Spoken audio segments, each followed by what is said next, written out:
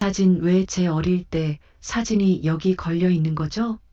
사기범을 체포하러 간 검사의 손이 굳어버렸습니다. 재벌 회장 저택 벽난로 위에 걸린 낡은 사진. 빨간 멜빵 바지를 입은 서너 살짜리 아이. 32년 전 찍힌 이 사진은 오른쪽 끝이 일직선으로 잘려나가 있었어요. 그런데 이 검사의 코트 안주머니에도 사진 한 장이 들어 있었습니다. 돌아가신 어머니가 유품으로 남긴 반쪽짜리 사진. 왼쪽 끝이 잘려나간 바로 그 사진이었어요. 32년 전 부산국제시장에서 실종된 아들. 그 아이를 찾겠다며 가짜 아들에게 전 재산을 빼앗기기 직전이었던 재벌 회장. 도대체 이 두 장의 사진이 맞물리는 순간 어떤 진실이 드러나는 걸까요? 사연 시작 전 구독과 좋아요를 눌러주시고 어디서 듣고 계신지 댓글 남겨주시면 그곳으로 행복과 건강이 가득 깃들기를 바라겠습니다. 오늘의 사연 시작합니다. 2026년 11월 늦가을 저녁이었습니다. 성북동 이성훈 회장의 저택은 전쟁터를 방불케 했어요. 거실 한가운데 놓여있던 대리석 탁자가 뒤집혀 있었고 소파 위에는 양주병이 쓰러져 있었습니다. 카펫 위로 깨진 유리잔 파편이 흩어져 샹들리에 불빛을 받아 날카롭게 반짝이고 있었죠. 그 한가운데 서 있는 사내가 하나 있었습니다. 최태수? 용 문신이 새겨진 굵은 팔뚝으로 골프채를 질질 끌며 입에서는 쉴 새 없이 욕설을 내뱉고 있었어요. 골프채 끝이 바닥에 끌리며 끼익 하는 소리를 냈습니다. 그 소리가 조용한 저택 안에 칼날처럼 울려 퍼졌죠. 꺼져. 다 꺼지라고. 태수가 골프채를 치켜들며 고함을 질렀습니다. 거실 구석에는 윤정희 여사가 주저앉아 있었어요. 하얗게 질린 얼굴에 눈물이 줄줄 흐르고 있었습니다. 떨리는 두 손으로 카디건 자락을 움켜쥔 채 숨소리조차 죽이고 있었죠. 이성훈 회장은 서재 문 앞에 서서 고개를 돌리고 있었습니다. 주먹을 불끈 쥐고 있었지만 지팡이를 짚은 다리에 힘이 빠져 있었어요. 분노와 무력감이 뒤섞인 표정이었습니다. 바로 그때였어요. 현관문이 벌컥 열렸습니다. 또각, 또각, 또각. 검은 구두굽이 대리석 바닥을 두드리는 소리가 거실까지 또렷하게 울려 퍼졌어요. 차가운 밤 공기와 함께 들어선 사내는 검은 코트 차림에 안경을 쓴 준수한 청년이었습니다. 박준우 검사. 준우는 현관에서 거실까지 이어진 파괴의 흔적을 한눈에 훑었습니다. 깨진 유리잔, 쓰러진 탁자, 바닥에 주저앉은 노부인, 그리고 골프채를 든 사내. 준우의 턱이 단단하게 굳었어요. 검지로 안경을 치켜 올리며 거실 한가운데로 성큼 걸어 들어갔습니다. 서울중앙지검 박준우 검사입니다.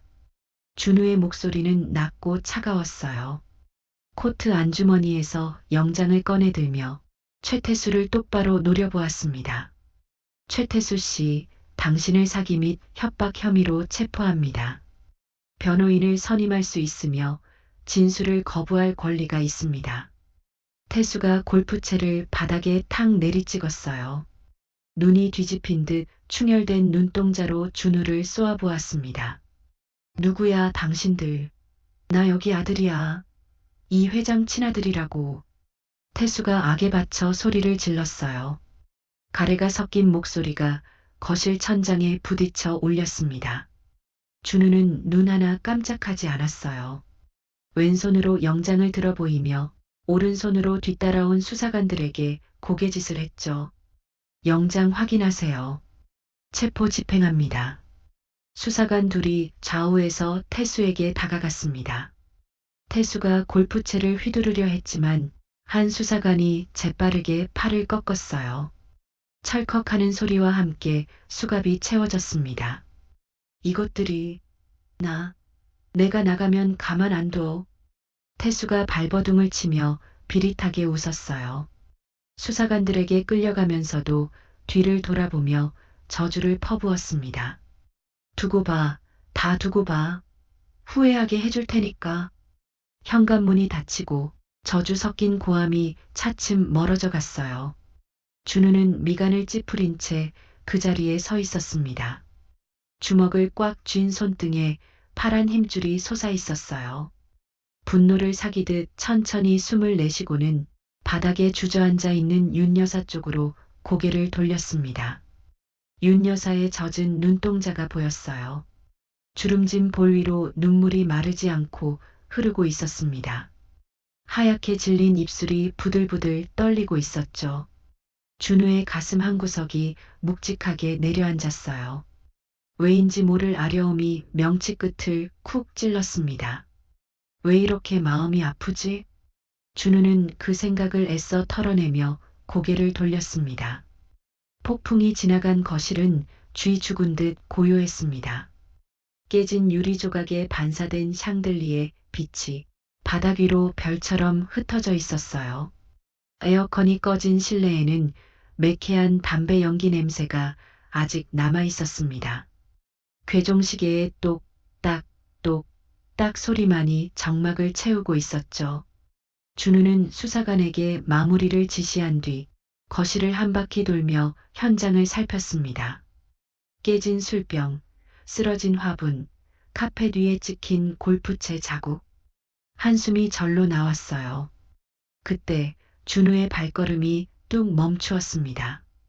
벽난로 위 장식장에 놓인 작은 액자 하나. 오래된 사진이었어요. 모서리가 누렇게 바랜 사진 속에는 빨간 멜빵 바지를 입은 서너 살짜리 아이가 웃고 있었습니다. 시장통 같은 배경에 아이의 양볼에 묻은 어묵 양념. 그리고 사진의 오른쪽 끝이 일직선으로 잘려나가 있었어요. 준우의 동공이 크게 흔들렸습니다. 심장이 한 박자 건너뛰는 느낌이었어요. 홀린 듯 액자 앞으로 다가가 두 손으로 조심스럽게 들어 올렸습니다. 차가운 유리 표면이 손가락 끝에 닿았어요. 이 사진, 왜 내가 알고 있지? 가슴 한가운데가 뜨겁게 달아올랐습니다. 사진 속 아이의 웃는 얼굴이 기묘하게 낯익었어요. 아니, 낯익은 정도가 아니었습니다. 준우의 코트 안주머니에도 사진 한 장이 들어 있었어요.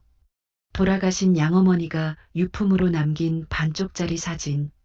다른 반쪽이 잘려나간 사진이었습니다. 설마. 입안이 바짝 마르며 침을 삼켰어요. 안주머니에 손을 넣으려다 멈칫했습니다.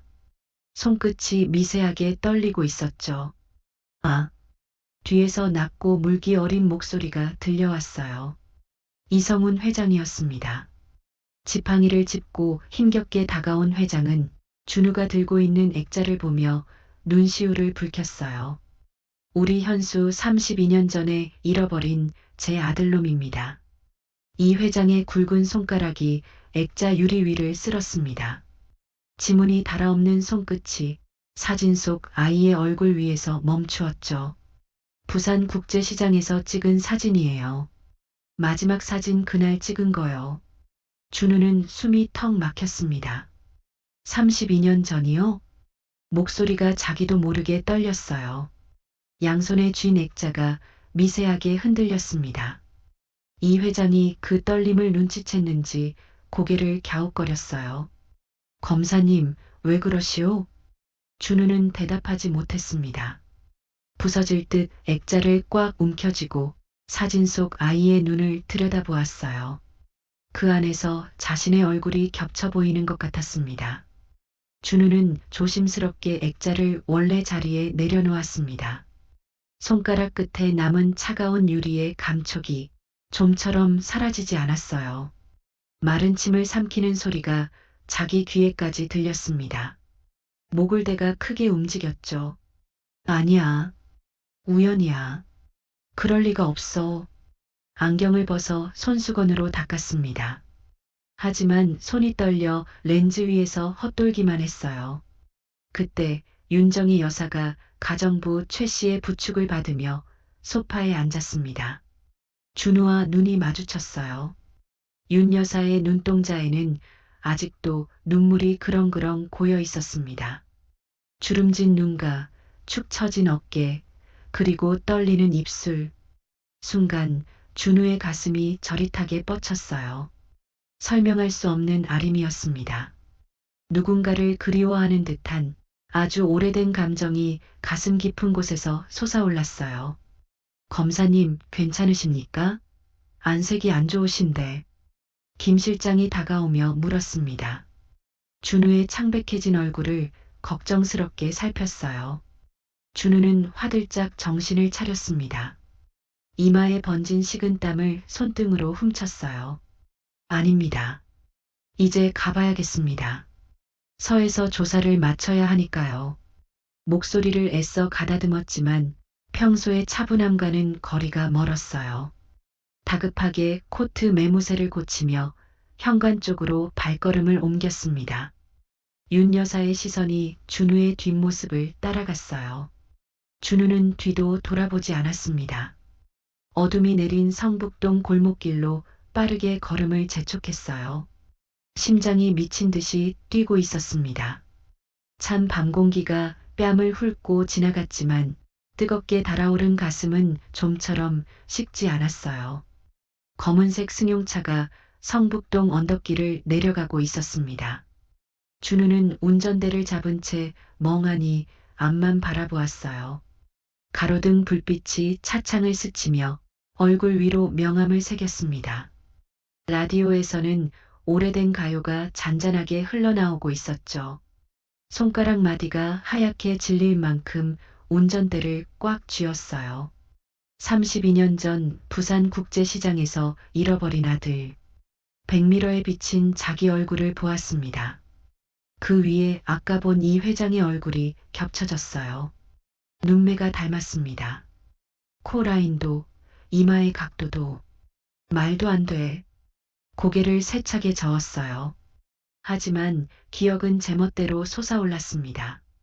4살 때의 잔상, 시끌벅적한 시장 냄새, 어묵 국물에 뜨거운 김, 누군가의 크고 따뜻한 손, 그리고 그 손을 놓쳤을 때의 공포, 어둠, 울음, 낯선 사람들. 그 뒤의 기억은 없었습니다. 마치 녹화 테이프가 끊어진 것처럼 까맣게 사라져 있었어요. 기억나는 건 따뜻했던 손, 그리고 공포. 손등에 땀이 배어났습니다.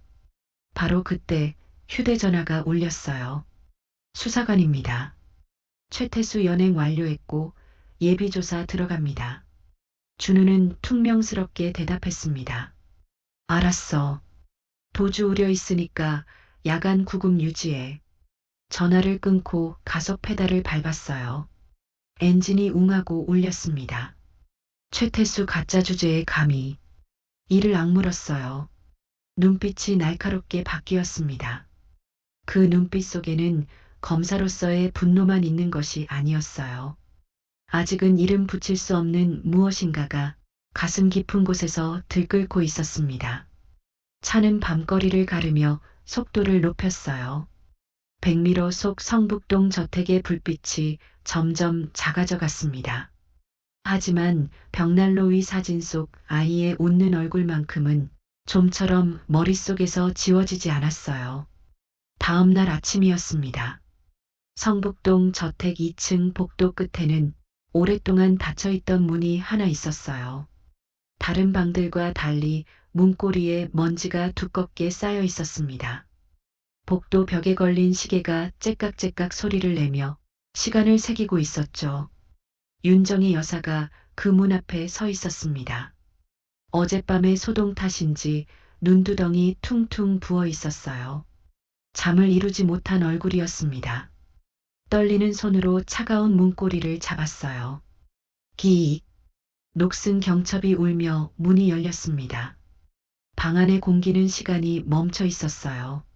32년 전 그대로였습니다. 작은 침대 위에 놓인 곰 인형, 벽에 붙은 동물 스티커, 창가에 세워둔 나무 블록, 그리고 침대 밑에 가지런히 놓인 빨간 털실 신발. 윤 여사가 무릎을 꿇고 앉아 털실 신발을 집어들었어요. 두 손으로 꼭 감싸 쥐었습니다. 까슬까슬한 털실의 감촉이 손바닥에 닿았어요. 현수야, 내 새끼 따뜻했던 그 체온. 작은 신발을 뺨에 비볐습니다. 코끝이 시큰해지며 눈물이 주르륵 흘러내렸어요. 32년 전의 시간이 고스란히 되살아나는 것 같았습니다. 포동포동했던 발, 엄마 뒤를 졸졸 따라다니던 작은 발걸음 소리. 여보. 뒤에서 이성훈 회장의 목소리가 들렸어요. 지팡이를 짚고 조심조심 방 안으로 들어온 회장은 아내의 어깨를 감싸 안았습니다. 굵은 손이 아내의 떨리는 등을 쓸었어요. 살아있고 말고 어딘가에서 잘 살고 있을 거요. 애써 담담한 척 말했지만 목소리 끝이 흔들렸습니다. 눈가에 맺힌 물기를 위로 소매로 훔쳤어요. 만약에 윤 여사가 말을 잇지 못했습니다. 혹시 이미 이 세상 사람이 아니면 어쩌나 하는 말을 차마 입 밖에 꺼낼 수가 없었어요. 바로 그때 1층에서 전화벨이 울렸습니다. 따르르르릉. 둘이 동시에 몸을 움찔했어요. 불안한 눈빛을 교환했습니다. 가정부 최 씨의 목소리가 계단 아래에서 올라왔어요. 회장님, 경찰서입니다. 최태수 씨 건으로. 이 회장의 입술이 굳어졌습니다. 윤 여사의 손을 잡아 일으키며 조심스럽게 계단을 내려갔어요. 닫히지 않은 현수의 방 문틈으로 먼지가 아침 햇살에 반짝이며 떠다니고 있었습니다. 전화가 끝난 뒤 이 회장은 2층 서재에 혼자 앉아 있었습니다. 무거운 참나무 책상 위에 오래된 가족 앨범이 펼쳐져 있었어요. 창문이 반쯤 열려 있어서 찬바람이 스며들었습니다. 커튼이 살랑살랑 흔들릴 때마다 앨범 위에 빛과 그림자가 번갈아 내려앉았죠. 이 회장의 굵은 손가락이 사진 위를 더듬었습니다. 부산국제시장 앞에서 찍은 가족 사진이었어요. 젊은 자신, 화사하게 웃고 있는 아내, 그리고 아내 품에 안긴 현수. 손끝에서 사진 표면에 매끈한 감촉이 전해졌습니다. 수천 번은 쓸었을 그 사진. 지문이 닳아 매끄러워진 손가락이 아이의 얼굴 위에서 멈추었어요. 내가 손만 놓지 않았어도. 이를 악물었습니다. 32년 동안 자신을 갉아먹은 죄책감이 다시 목을 조여왔어요. 그때 서재 문을 두드리는 소리가 들렸습니다. 회장님, 김 실장입니다. 김 실장이 조심스럽게 들어왔어요. 평소에 깔끔한 정장 차림이었지만 표정이 무거웠습니다. 최태수 건 관련해서 보고 드릴 게 있습니다. 이 회장이 앨범을 덮으며 고개를 들었어요. 말해봐. 경찰서에서 연락이 왔는데요. 최태수가 합의를 요구하고 있답니다. 김 실장이 말을 이었어요. 표정을 살피듯 조심조심 말했습니다. 그뿐 아니라 자기가 진짜 아들인데 쫓겨났다는 내용으로 언론에 제보하겠다고 협박까지 하고 있습니다. 이 회장의 얼굴이 붉게 달아올랐어요. 책상을 쾅 내리쳤습니다. 문진이 바닥으로 굴러떨어졌어요. 밥에 뻔뻔한 놈. 절대 안 돼. 콩밥을 먹여야지. 뒷목을 잡고 거칠게 숨을 몰아쉬었습니다. 관자놀이에 핏줄이 솟았어요. 그 천벌 받을 놈이 감히. 김 실장이 재빨리 물 한 잔을 건넸습니다. 이 회장은 떨리는 손으로 받아 한 모금 마셨어요. 물이 목구멍을 타고 넘어갔지만 속에서 끓어오르는 분노는 가라앉지 않았습니다. 같은 날 낮이었습니다. 가정부 최 씨가 2층 복도를 청소하고 있었어요. 청소기 소리가 윙윙거리며 복도를 채우고 있었습니다. 걸레질을 하다가 복도 구석 장식장 밑에서 뭔가 반짝이는 것이 보였어요. 몸을 숙여 집어들었습니다. 넥타이 핀이었어요. 은색 바탕에 작은 글씨가 새겨져 있었습니다. 박준우라는 이름이었어요. 최 씨는 핀을 만지작거리며 고개를 갸웃거렸습니다. 어제 그 검사님이 떨어뜨리신 건가? 핀을 들고 윤 여사를 찾아갔어요. 1층 거실에서 창밖을 바라보고 있던 윤 여사가 핀을 받아들었습니다. 어제 그 검사님이 떨어뜨리신 것 같아요. 최 씨가 말했어요. 그러다가 혼잣말처럼 덧붙였습니다. 근데 어제 그 검사님 어디서 많이 본 얼굴 같았는데 윤 여사는 대답 대신 핀을 손 안에 꼭 쥐었습니다. 차가웠던 금속이 체온에 데워지며 미지근해졌어요. 박준우. 핀에 새겨진 이름을 손끝으로 더듬었습니다. 박준우 이름도 참 반듯하네. 윤 여사의 입가에 희미한 미소가 번졌어요. 무슨 연유인지 알 수 없는 따스함이 가슴 한구석에 스며드는 듯 했습니다. 핀을 화장대 서랍 깊숙이 넣어두었어요. 나중에 돌려드려야지. 서랍을 닫는 손이 한동안 머물렀습니다. 마치 소중한 것을 간직하듯 서랍 위에 손바닥을 가만히 올려놓고 있었어요. 창밖에서는 낙엽이 바람에 흩날리고 있었습니다. 성북동의 늦가을은 어딘가 쓸쓸하면서도 오늘따라 조금은 따뜻한 기운이 감도는 것 같았어요. 1994년 가을이었습니다. 부산국제시장은 사람들로 발 디딜 틈이 없었어요. 좁은 골목 양쪽으로 빼곡히 늘어선 좌판에서는 생선 굽는 고소한 냄새와 순대 볶는 매콤한 냄새가 뒤엉켜 풍겨 나왔습니다. 상인들의 억센 호객 소리, 짐술의 바퀴가 덜컹거리는 소리, 아이들의 웃음소리가 한데 뒤섞여 귀를 가득 채웠죠.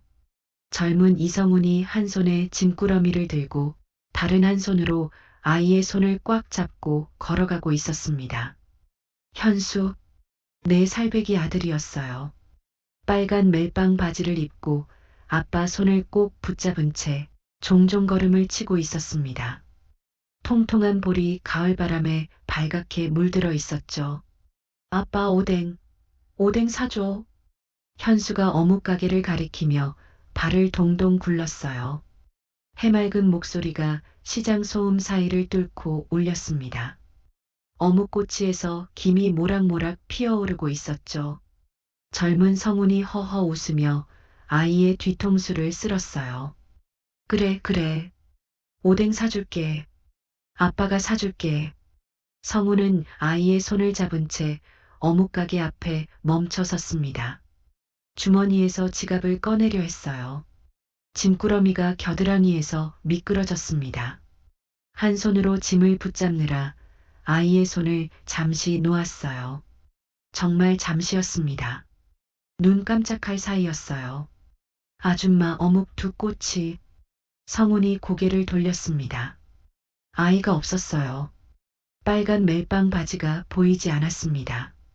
방금까지 옆에 서 있던 현수가 감쪽같이 사라져 있었어요. 성훈의 눈동자가 커졌습니다. 심장이 바닥으로 곤두박질 쳤어요. 현수야. 고개를 이리저리 돌렸습니다. 인파 속에서 빨간 멜빵 바지를 찾으려 눈이 빠지도록 두리번거렸어요. 사람들의 발, 짐술의 바퀴, 좌판 사이를 미친 듯이 더듬었습니다. 아무데도 없었어요. 현수야. 현수. 목이 찢어지도록 소리쳤습니다. 시장 한가운데서 넋이 나간 아비의 절규가 허공에 흩어졌어요. 대답은 돌아오지 않았습니다. 성우는 짐꾸러미를 내팽개치고 달렸습니다.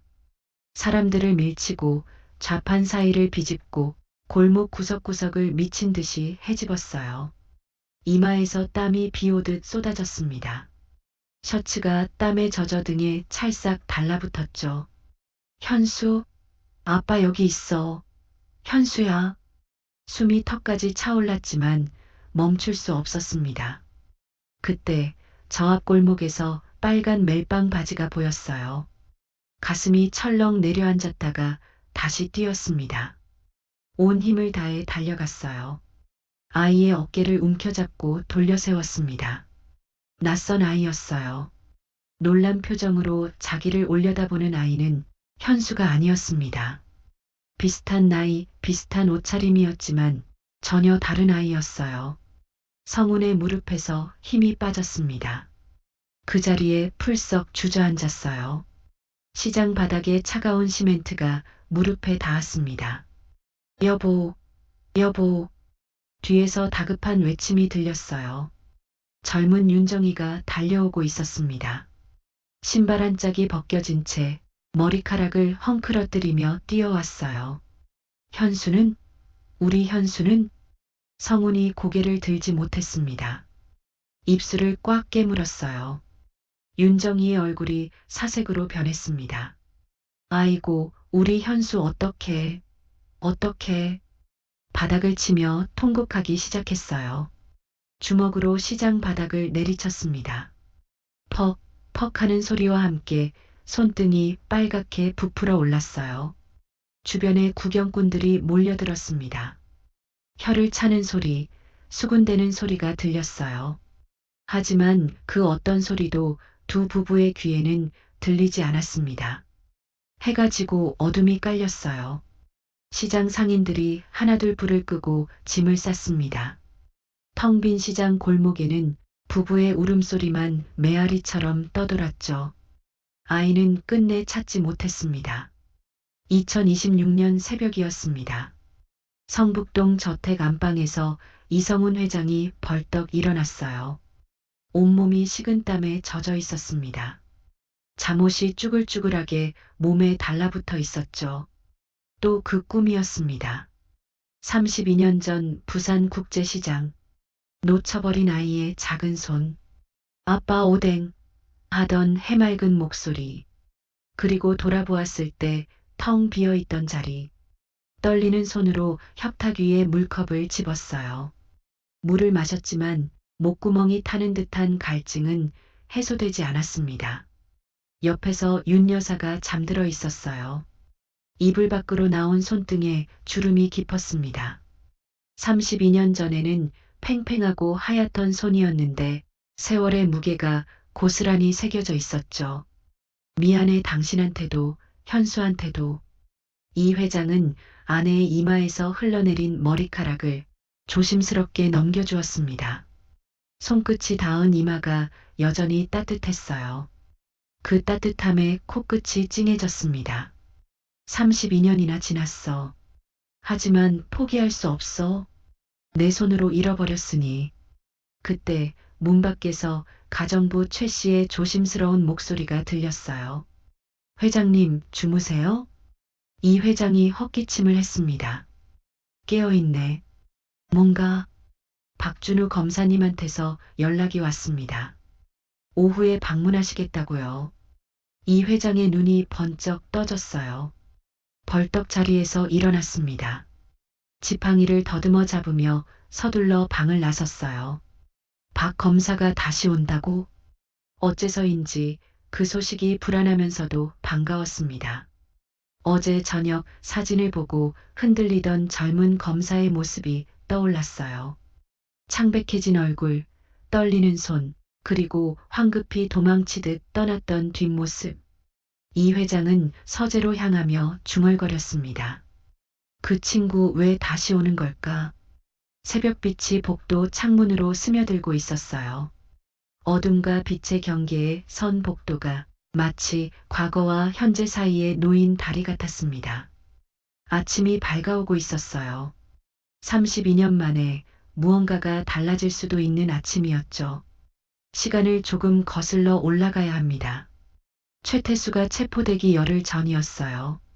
성북동 저택 2층 서재에서 이성훈 회장은 책상 앞에 앉아 안경을 벗었다 썼다를 반복하고 있었습니다. 손이 미세하게 떨렸어요. 김 실장이 서류 봉투를 들고 들어왔습니다. 평소와 달리 걸음이 빨랐어요. 회장님, 김 실장의 목소리가 딱딱하면서도 어딘가 떨렸습니다. 봉투에서 서류 한 장을 꺼내 책상 위에 올려놓았어요. 유전자 검사 결과 나왔습니다. 99.9% 일치합니다. 이 회장의 손이 멈추었어요. 안경을 벗어든 채 굳어버렸습니다. 뭐라고? 친자관계 성립입니다. 99.9%요. 이 회장이 벌떡 일어났어요. 다리에 힘이 풀려 책상 모서리를 잡았습니다. 눈시울이 단번에 붉어졌어요. 정말인가? 내 새끼 살아서 돌아왔구나. 목소리가 갈라졌습니다. 굵은 손으로 얼굴을 감싸며 한참을 그렇게 서 있었어요. 그때 서재 문이 벌컥 열렸습니다. 윤정희 여사가 뛰어들어왔어요. 김 실장에게 소식을 듣고 달려온 얼굴이었습니다. 눈물이 이미 볼을 적시고 있었죠. 여보, 정말이에요? 우리 현수가? 이 회장의 손을 잡았어요. 두 사람의 주름진 손이 맞잡혔습니다. 32년 동안 기다려온 소식이었어요. 빨리 가요. 빨리. 윤 여사가 남편의 팔을 잡아 끌며 재촉했습니다. 서로를 부축하며 1층으로 내려가려 했어요. 그런데 뒤에 서 있는 김 실장의 표정이 묘했습니다. 축하해야 할 상황인데 입술을 꽉 다물고 있었어요. 눈빛이 어두웠습니다. 이 회장이 문득 돌아보았어요. 김 실장, 왜 그런 얼굴이야? 김 실장이 잠시 머뭇거렸습니다. 아닙니다. 1층에 와 계십니다. 그 말투에 무언가 걸리는 게 있었지만 기쁨에 들뜬 부부는 미처 눈치채지 못했어요. 계단을 향해 서둘러 발걸음을 옮겼습니다.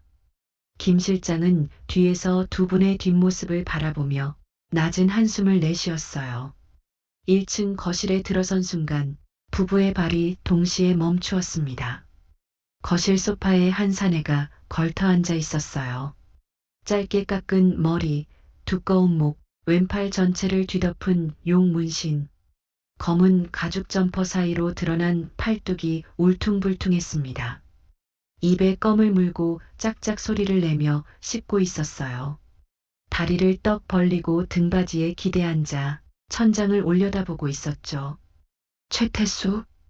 윤 여사가 떨리는 발걸음으로 한 발짝 다가갔어요. 눈물이 글썽이는 눈으로 태수의 얼굴을 들여다보았습니다. 현수, 네가 우리 현수니? 윤 여사가 손을 뻗었어요. 태수의 팔을 만지려 했습니다. 태수가 팔을 확 뿌리쳤어요. 아, 만지지 마요. 징그럽게 마치 벌레라도 떼어내듯 거칠게 손을 쳐냈습니다. 윤 여사가 휘청거리며 한 발 뒤로 물러섰어요. 뻗었던 손이 허공에 멈춘 채 떨렸습니다. 30년 넘게 남남으로 살았는데 갑자기 뭐 어쩌자는 거예요. 태수가 비릿한 웃음을 지으며 일어섰어요. 키가 컸습니다. 이 회장보다 한 뼘은 더 큰 체구가 거실을 압도했어요. 이 회장의 얼굴이 돌처럼 굳었습니다. 기대했던 모습과 너무나 달랐어요. 뻔뻔한 태도, 거친 말투. 네가 정말 우리 현수니? 이 회장의 목소리가 갈라졌습니다. 믿고 싶지만 믿기 어려운 복잡한 감정이 얼굴에 고스란히 드러났어요. 최태수요. 고아원에서 지어준 이름이죠. 태수가 퉁명스럽게 대답했어요.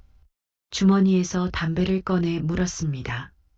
뭐, 유전자는 안 속이잖아요. 99.9%라며. 윤 여사의 눈에서 눈물이 다시 흘러내렸어요. 기쁜 눈물인지 서러운 눈물인지 알 수 없었습니다. 손수건을 꽉 움켜쥔 채 입술을 깨물었어요.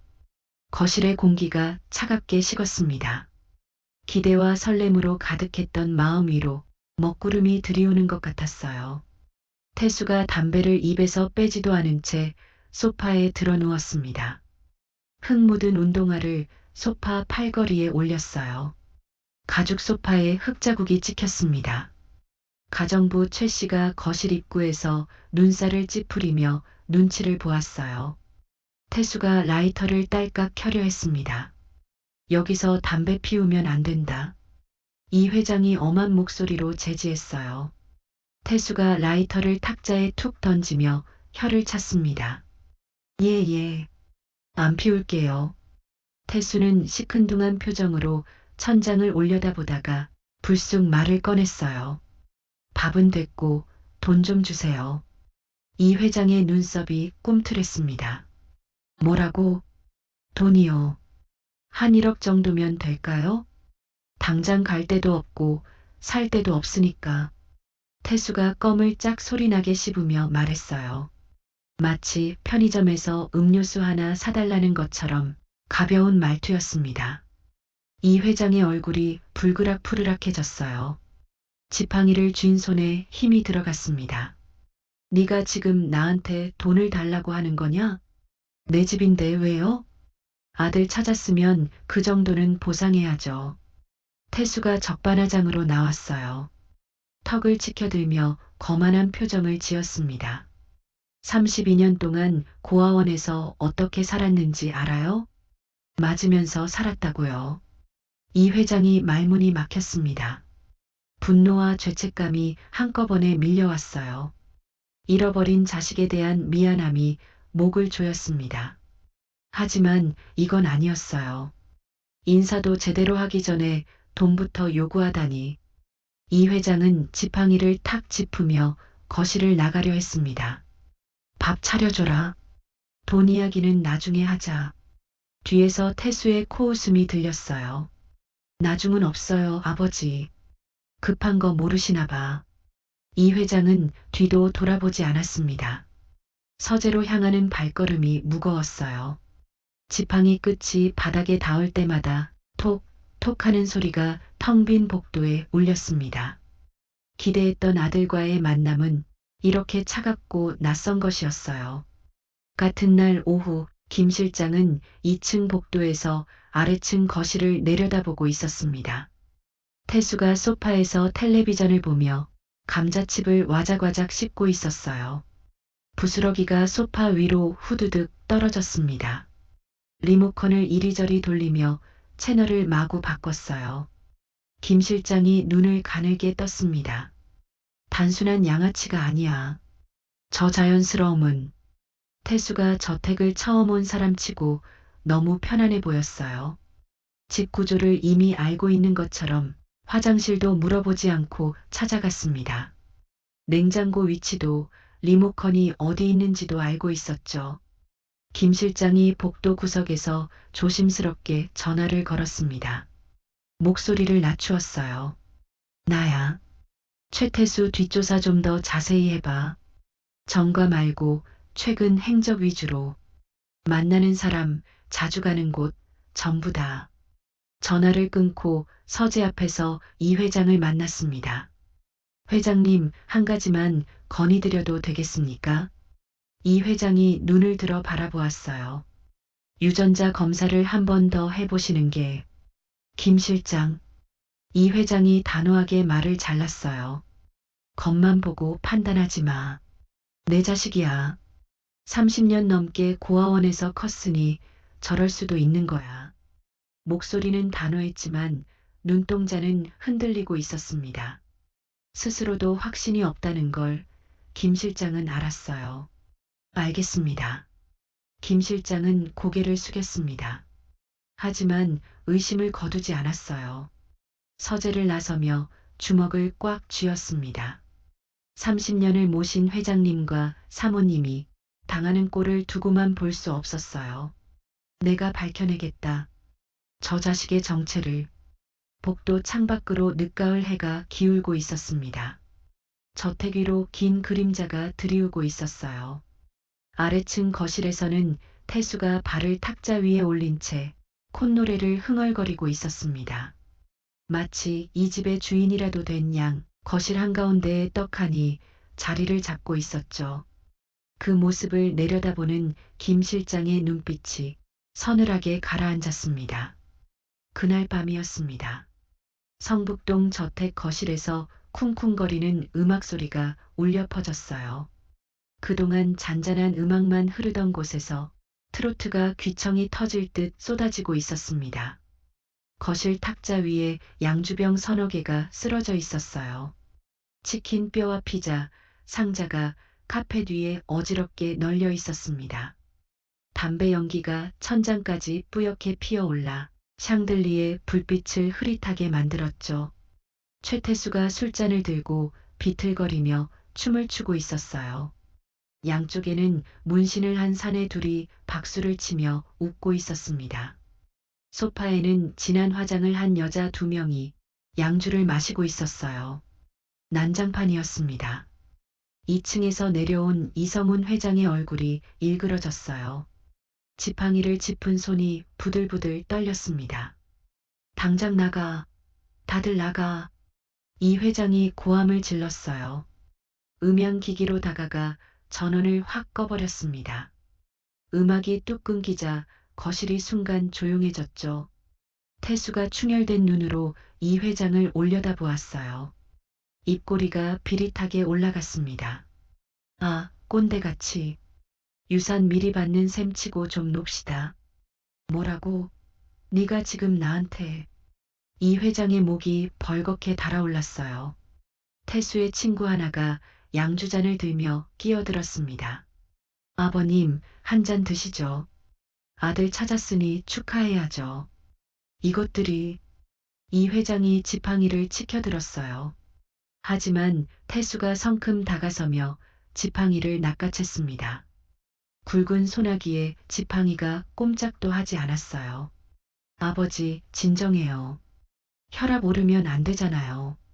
태수가 웃으며 말했지만 눈빛은 전혀 웃고 있지 않았습니다. 조롱과 위압감이 서린 눈이었어요. 이 회장은 지팡이를 빼앗기고 그 자리에 멈춰 섰습니다. 주먹이 떨렸지만 젊은 사내들에게 둘러싸여 아무것도 할 수 없었어요. 계단 위에서 윤 여사가 내려다보고 있었습니다. 하얗게 질린 얼굴에 손수건을 꽉 쥐고 있었어요. 입술이 파르르 떨렸습니다. 태수가 이 회장에게 지팡이를 도로 건네며 등을 토닥거렸어요. 자요, 자요. 노인네들은 일찍 주무셔야죠. 그 손길이 마치 노인을 달래는 것처럼 가벼웠습니다. 이 회장은 치욕의 치를 떨며 계단을 올라갔어요. 윤 여사가 남편의 팔을 잡아 부축했습니다. 뒤에서 다시 음악이 울려 퍼졌어요.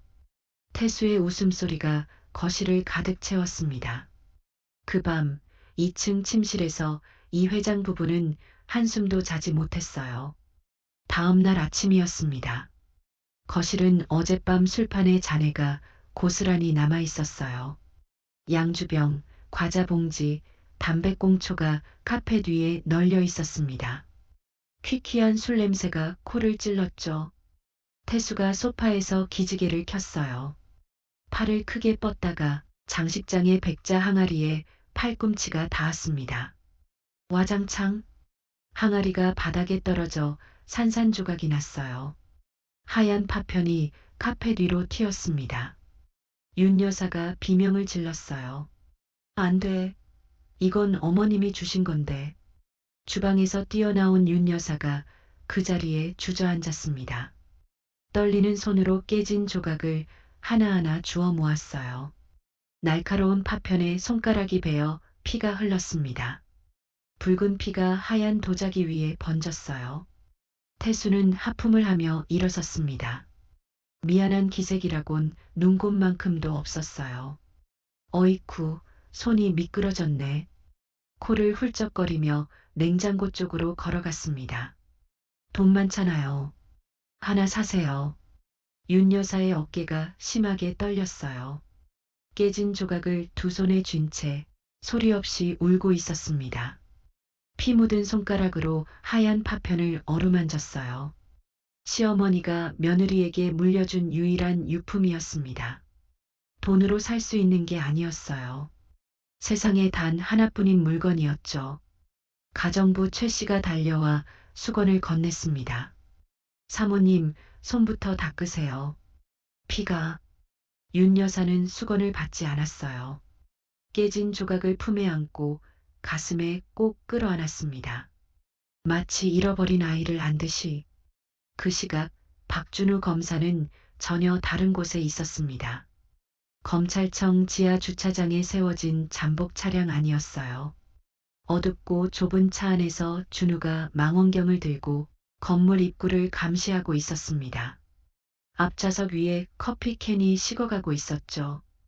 옆자리 수사관이 도청 장비에 수신기를 끼고 집중하고 있었어요. 지지직하는 잡음 사이로 통화 내용이 흘러나왔습니다. 준우의 눈이 날카롭게 빛났어요. 최태수를 체포한 뒤 배우를 캐기 위해 잠복 수사에 돌입한 지 사흘째였습니다. 최태수의 휴대전화에서 추출한 통화 기록을 역추적하고 있었어요. 도청 장비에서 남자의 목소리가 흘러나왔습니다. 최태수 그 자식 아주 신났습니다. 돈을 물쓰듯 쓰는 통에 다른 남자의 목소리가 끼어들었어요. 검사놈이 냄새 맡은 것 같으니 조심해. 한동안 조용히 있어. 준우의 표정이 굳었습니다. 수신기를 귀에 더 깊이 밀어넣으며 집중했어요. 조직이야. 역시 혼자 움직인 게 아니었어. 수사관이 메모지를 건넸습니다. 통화 상대 확인됐습니다. 칠성파 행동대장 유병철. 준우가 고개를 끄덕였어요. 역시 조직이 개입되어 있어. 목소리는 차분했지만 눈빛은 활활 타오르고 있었습니다. 그때 건물 입구에서 검은 승용차 2대가 움직이기 시작했어요. 준우가 재빨리 시동을 걸었습니다. 따라간다. 놓치지 마. 차가 주차장을 빠져나갔어요. 가을밤의 도심 위로 미행이 시작되었습니다. 추격을 마친 다음 날이었습니다. 성북동 저택 서재에서 이성훈 회장이 홀로 양주를 마시고 있었어요. 반쯤 비운 잔을 탁자 위에 올려놓으며 한숨을 내쉬었습니다. 거실에서는 또 태수가 텔레비전을 크게 틀어놓고 있었죠. 가정부 최 씨가 서재 문을 두드렸어요. 회장님, 박준우 검사님이 오셨습니다. 이 회장의 표정이 환해졌습니다. 의자에서 벌떡 일어나며 문 쪽으로 향했어요. 박 검사가 어서 오게.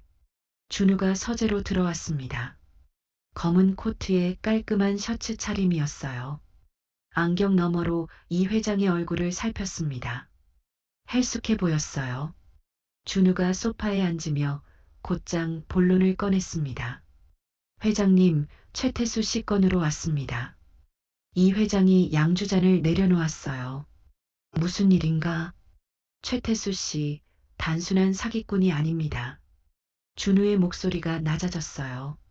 눈빛이 진지하게 가라앉았습니다. 배우의 조직이 있습니다. 칠성파라는 폭력 조직과 연결되어 있어요. 이 회장의 손이 멈추었습니다. 잔을 쥔 손가락 마디가 하얗게 변했어요. 조직이라고? 예.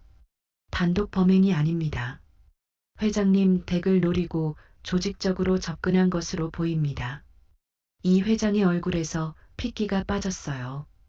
팔걸이를 잡은 손에 힘이 들어갔습니다. 준우가 몸을 앞으로 숙이며 말했어요. 조심하셔야 합니다. 최태수가 보석으로 나올 수도 있습니다. 그 전에 대비를 하셔야 해요. 이 회장은 한참 동안 말이 없었습니다. 창밖을 바라보다가 천천히 고개를 돌렸어요. 고맙네, 박 검사. 잔이가 아니었으면 큰일 날 뻔했어. 준우가 자리에서 일어나며 가볍게 허리를 숙였습니다. 아, 회장님. 혹시 넥타이 핀 보신 적 있으십니까? 문득 생각난 듯 걸음을 멈추며 물었어요. 넥타이 핀? 지난번에 왔을 때 떨어뜨린 것 같은데 양어머니 유품이라서요. 이 회장이 고개를 갸웃거렸어요. 최 씨한테 물어보게. 청소할 때 주웠을지도 몰라. 준우가 고개를 끄덕이며 서재를 나섰습니다. 복도를 지나며 거실 쪽을 흘끗 보았어요. 태수는 이미 나간 뒤인지 보이지 않았습니다. 현관을 향해 걸으며 준우는 입술을 꽉 깨물었어요. 이 회장의 헬쑥해진 얼굴이 눈앞에 아른거렸습니다. 빨리 끝내야 해. 저 양반들이 더 다치기 전에. 찬 밤 공기가 코끝을 스쳤어요. 구두굽이 현관 앞 돌계단을 또각또각 두드렸습니다. 며칠 뒤 저녁이었습니다. 보석으로 풀려난 태수가 다시 성북동 저택에 나타났어요. 마치 당연하다는 듯이 현관문을 열고 들어왔습니다. 가방 하나 없이 빈손이었지만 표정은 이 집의 주인처럼 당당했어요. 그날 밤 태수가 2층 안방 앞에 떡 버티고 섰습니다. 제 방 너무 좁아요. 안방 제가 쓸게요. 이 회장이 지팡이를 탁 짚으며 앞을 막았어요. 이건 우리 방이다. 안 된다. 아이고 아버지. 두 분이 따로 주무시면 편하잖아요. 이 넓은 집에 왜 한 방에서 자요? 태수가 웃으며 말했지만 눈빛은 매서웠어요. 한 발짝 앞으로 다가서자 이 회장보다 머리 하나는 큰 체구가 복도를 가득 채웠습니다. 이건 폐륜이야. 이 회장이 소리쳤어요. 윤 여사가 남편의 팔을 잡았습니다. 여보, 됐어요. 그냥 사모님 말씀이 맞아요. 괜히 싸우지 마시고. 태수가 안방 문을 열고 성큼 들어가 버렸어요. 침대에 드러누우며 베개를 턱 밑에 괴었습니다. 아, 좋다. 침대 진짜 좋네. 이 회장의 주먹이 하얗게 질렸어요. 하지만 윤 여사가 남편의 팔을 붙잡고 고개를 저었습니다. 눈물을 삼키며 조용히 2층 끝방 객실로 향했어요. 부부가 조용히 짐을 옮겼습니다. 잠옷, 약통, 안경집. 평생을 함께한 안방에서 쫓겨나는 것이었어요. 복도를 지나는 동안 안방에서 태수의 콧노래가 흘러나왔습니다. 윤 여사가 객실 문을 닫으며 남편의 손을 잡았어요. 두 사람의 주름진 손이 맞물렸습니다. 한마디도 하지 않았지만 서로의 손에서 전해지는 떨림이 모든 것을 말해주고 있었어요. 객실의 침대는 좁고 낡았습니다. 안방과는 비교할 수도 없었어요. 이 회장이 허탈하게 웃었습니다. 평생을 일군 이 집에서 객실 신세라니. 미안해 여보. 윤 여사가 고개를 저으며 남편의 어깨에 기댔어요. 찬바람이 객실 창문 틈새로 스며들었습니다. 안방에서는 텔레비전 소리가 크게 울려 퍼지고 있었어요. 다음 날 아침이었습니다. 윤 여사가 화장대 앞에 앉았어요. 보석함을 열었습니다. 텅 비어 있었어요. 금목걸이, 진주 귀걸이, 비치 팔찌, 시어머니에게 물려받은 폐물부터 결혼기념일 선물까지 서랍 속 보석함이 몽땅 비어 있었습니다. 윤 여사의 얼굴이 사색으로 변했어요. 여보, 여보, 폐물이 다 없어졌어요. 보석함을 들고 1층으로 뛰어내려갔습니다. 이 회장이 지팡이를 짚고 나왔어요.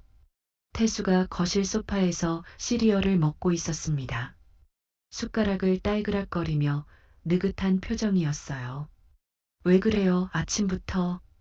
윤 여사가 태수를 노려보았습니다. 네가 가져간 거 아니니?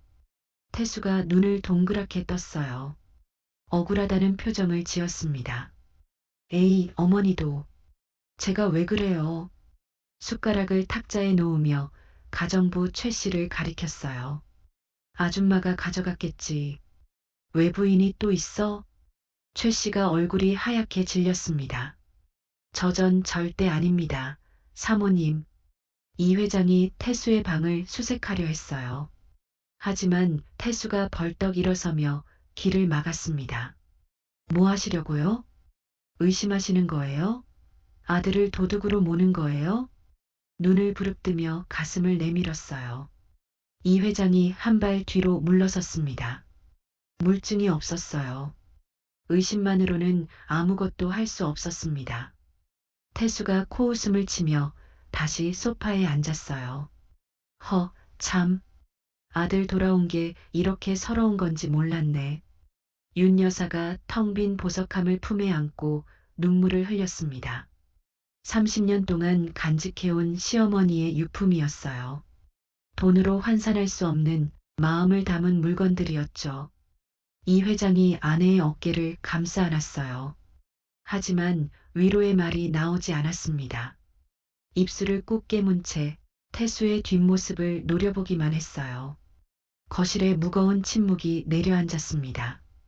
며칠 뒤 서울중앙지검 박준우 검사의 사무실이었습니다. 준우가 게시판 앞에 서 있었어요. 판에는 최태수를 중심으로 한 관계도가 빼곡하게 그려져 있었습니다. 빨간 펜으로 칠성파, 파란 펜으로 이성훈 회장 가족, 검은 펜으로 가정부 최 씨. 실선과 점선이 복잡하게 연결되어 있었어요. 준우가 수첩에 메모를 하며 중얼거렸습니다. 최태수, 정과 7범, 도박, 폭행, 사기. 칠성파 말단에서 행동대장까지 올라간 기록이 있고 수사관이 서류 봉투를 들고 들어왔어요. 표정이 심상치 않았습니다. 검사님, 이것 좀 보십시오. 봉투에서 사진 몇 장을 꺼내 책상 위에 펼쳤어요. 잠복 촬영 사진이었습니다. 준우의 눈이 커졌어요. 사진 속에는 최태수와 가정부 최미자가 함께 있었습니다. 포장마차 앞에 나란히 앉아 소주를 마시고 있었어요. 태수가 최 씨의 어깨에 팔을 두르고 최 씨는 태수의 볼을 쓸어내리고 있었습니다. 영락없는 모자지간의 모습이었어요. 최태수가 가정부 최 씨랑 만나는 장면입니다. 수사관이 말을 이었어요. 주변 탐문 결과 모자 관계라는 소문도 있습니다. 준우의 손이 책상 위에서 멈추었어요. 가정부? 뭐라고? 손바닥으로 책상을 탁 쳤습니다. 펜이 바닥으로 굴러떨어졌어요. 머릿속에서 퍼즐 조각이 맞물리기 시작했습니다. 가정부 최 씨는 이 회장 집에서 10년 넘게 일했어요. 집안 구조를 꿰뚫고 있었습니다. 보안 번호도 금고 위치도 가족의 일과도 전부 알고 있었죠. 그래서 태수가 첫날부터 집 구조를 알고 있었던 거야. 화장실도 냉장고도 리모컨 위치도. 준우가 펜을 집어 게시판에 굵은 선을 그었어요. 최태수와 가정부 최 씨 사이를 빨간 실선으로 연결했습니다. 그 위에 굵은 글씨로 적었어요. 모자 공모. 준우가 수사관을 돌아보았습니다. 입꼬리가 차갑게 올라갔어요. 잡았다. 눈빛이 서리빨처럼 매서웠습니다. 모든 퍼즐이 하나로 맞물리고 있었어요. 사무실 창밖으로 서울의 야경이 반짝이고 있었습니다. 준우는 게시판 앞에서 팔짱을 끼고 관계도를 살폈어요. 이제 증거를 굳혀서 한 방에 끝내야 했습니다. 그리고 그 전에 성북동 저택의 노부부를 지켜야 했어요. 준우의 주먹이 단단하게 쥐어졌습니다. 며칠 뒤 낮이었습니다. 태수가 2층 객실에서 전화를 받고 있었어요. 얼굴이 사색이었습니다. 이마에 송글송글 땀이 맺혔어요. 알았어, 알았다고. 이번 주 안에 보낸다니까. 전화를 끊고 휴대전화를 침대에 내던졌습니다. 두 손으로 머리를 쥐어뜯었어요. 도박 빚독촉이었습니다. 칠성파 사채업자가 매일같이 들이대고 있었어요. 3억? 이자까지 합치면 눈덩이처럼 불어나는 돈이었습니다. 태수는 셔츠 단추를 대충 잠그며 1층 서재로 내려갔어요. 이 회장이 서류를 보고 있었습니다. 아버지. 태수가 소파에 앉으며 다리를 꼬았어요. 껌을 짝짝 씹으며 말을 꺼냈습니다. 사업 좀 하려고 하는데요. 자금이 필요합니다. 이 회장이 서류에서 눈을 떼지 않았어요. 얼마나? 3억이요. 이 회장이 펜을 내려놓았습니다. 안경 너머로 태수를 바라보았어요. 3억? 무슨 사업인데? 인터넷 쇼핑몰이요. 요즘 대세잖아요. 태수가 능청스럽게 대답했어요. 하지만 구체적인 사업 계획 같은 건 한마디도 없었습니다. 이 회장이 고개를 저었어요. 안 된다. 사업이 하고 싶으면 기획서를 가져와라. 태수의 눈빛이 변했습니다. 입꼬리가 내려갔어요. 진짜 안 주실 거예요? 3억이 쌀 한 포대야? 안 된다고 했다. 태수가 소파에서 벌떡 일어났어요. 주먹을 불끈 쥐며 한 발짝 다가섰습니다. 저 빚쟁이들한테 맞아 죽는 꼴 보고 싶어요? 이 회장의 눈이 커졌어요. 빚? 무슨 빚이야? 도박 좀 했어요. 그래서 어쩌라고. 고아원에서 크면 다 그런 거 아니에요? 태수가 빈정거리며 턱을 치켜들었어요. 이 회장이 자리에서 일어났습니다. 손을 올리려 했어요. 태수가 번개같이 그 손목을 낚아챘습니다. 치시게. 태수의 눈이 가늘어졌어요. 입술이 비릿하게 올라갔습니다. 치시면 어떻게 되는지 아세요? 언론에 다 까발릴 거야. 재벌 회장이 아들 학대한다고. 이 회장의 팔에서 힘이 빠졌습니다. 태수가 손목을 놓았어요. 붉은 자국이 남았습니다. 이 회장은 창밖을 바라보며 한참을 서 있었어요. 어깨가 축 처져 있었습니다. 결국 고개를 끄덕였어요. 한 번이다. 딱 한 번만. 태수의 입꼬리가 귀까지 올라갔습니다. 3억을 입금받은 지 겨우 나흘이었습니다. 태수가 다시 서재문을 열고 들어왔어요. 손에 서류 뭉치를 들고 있었습니다. 등기부 등본이었어요. 아버지, 이거 제 명의로 돌려주세요. 이 회장이 서류를 보는 순간 얼굴이 굳어졌어요. 강남 역삼동 상가 건물. 시가 50억짜리였습니다. 이건 내 엄마 노후 자금이야. 절대 안 된다. 이 회장이 단호하게 서류를 밀어냈어요. 태수가 서류를 다시 밀어 넣었습니다. 마주 앉아 다리를 꼬며 의미심장하게 웃었어요. 아버지, 제가 알기론 진짜 아들 따로 있다던데요. 이 회장의 동공이 흔들렸습니다. 뭐라고? 제 말 무슨 뜻인지 아시죠? 유전자 검사 다시 해볼까요? 태수가 눈을 가늘게 뜨며 속삭였어요. 이 회장의 이마에 식은땀이 배어났습니다. 이 자식이 뭘 알고 있는 거지? 입이 바짝 말랐어요. 물을 마시려 했지만 손이 떨려 잔을 놓칠 뻔했습니다. 태수가 자리에서 일어나며 서류를 탁자 위에 놓고 갔어요. 천천히 생각해 보세요, 아버지. 시간은 있으니까. 문이 닫히고 이 회장은 서류를 내려다보았습니다. 종이 위에 글씨가 흐릿하게 번져 보였어요. 손끝이 차갑게 식어갔습니다. 그날 밤 강남 유흥가 골목이었습니다. 간판 불빛이 번쩍번쩍 거렸어요. 호객하는 소리와 취객들의 웃음소리가 뒤섞여 있었습니다. 태수가 술에 잔뜩 취한 채 노래방에서 나왔어요. 비틀비틀 걸으며 담배를 꺼내 물었습니다. 그 앞을 누군가 막아섰어요. 박준우였습니다. 검은 코트에 손을 주머니에 넣은 채 가로등 아래 서 있었어요. 안경에 간판 불빛이 반사되었습니다. 요즘 돈 좀 쓰시나 봅니다. 준우가 낮게 말했어요. 도박 빚은 다 갚으셨나? 태수의 표정이 일순간 굳어졌습니다. 취기가 싹 가신 듯 눈이 날카로워졌어요. 네가 뭔데 이래라 저래라야? 태수가 멱살을 잡으려 달려들었습니다. 준우가 몸을 틀어 태수의 팔을 잡아 비틀었어요. 태수가 균형을 잃고 바닥에 무릎을 꿇었습니다. 경고하는데 당장 그 집에서 나오세요. 준우가 태수의 귀에 속삭였어요. 목소리가 서리발처럼 차가웠습니다. 더 큰일 당하기 전에. 태수를 밀쳐내고 한 발 물러섰어요.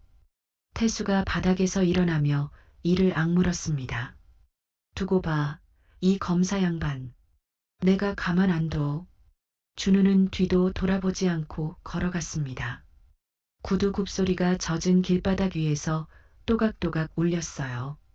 태수는 그 뒷모습을 노려보며 주먹을 부들부들 떨었습니다. 입술을 깨물며 분을 사귀지 못했어요. 다음 날 낮이었습니다.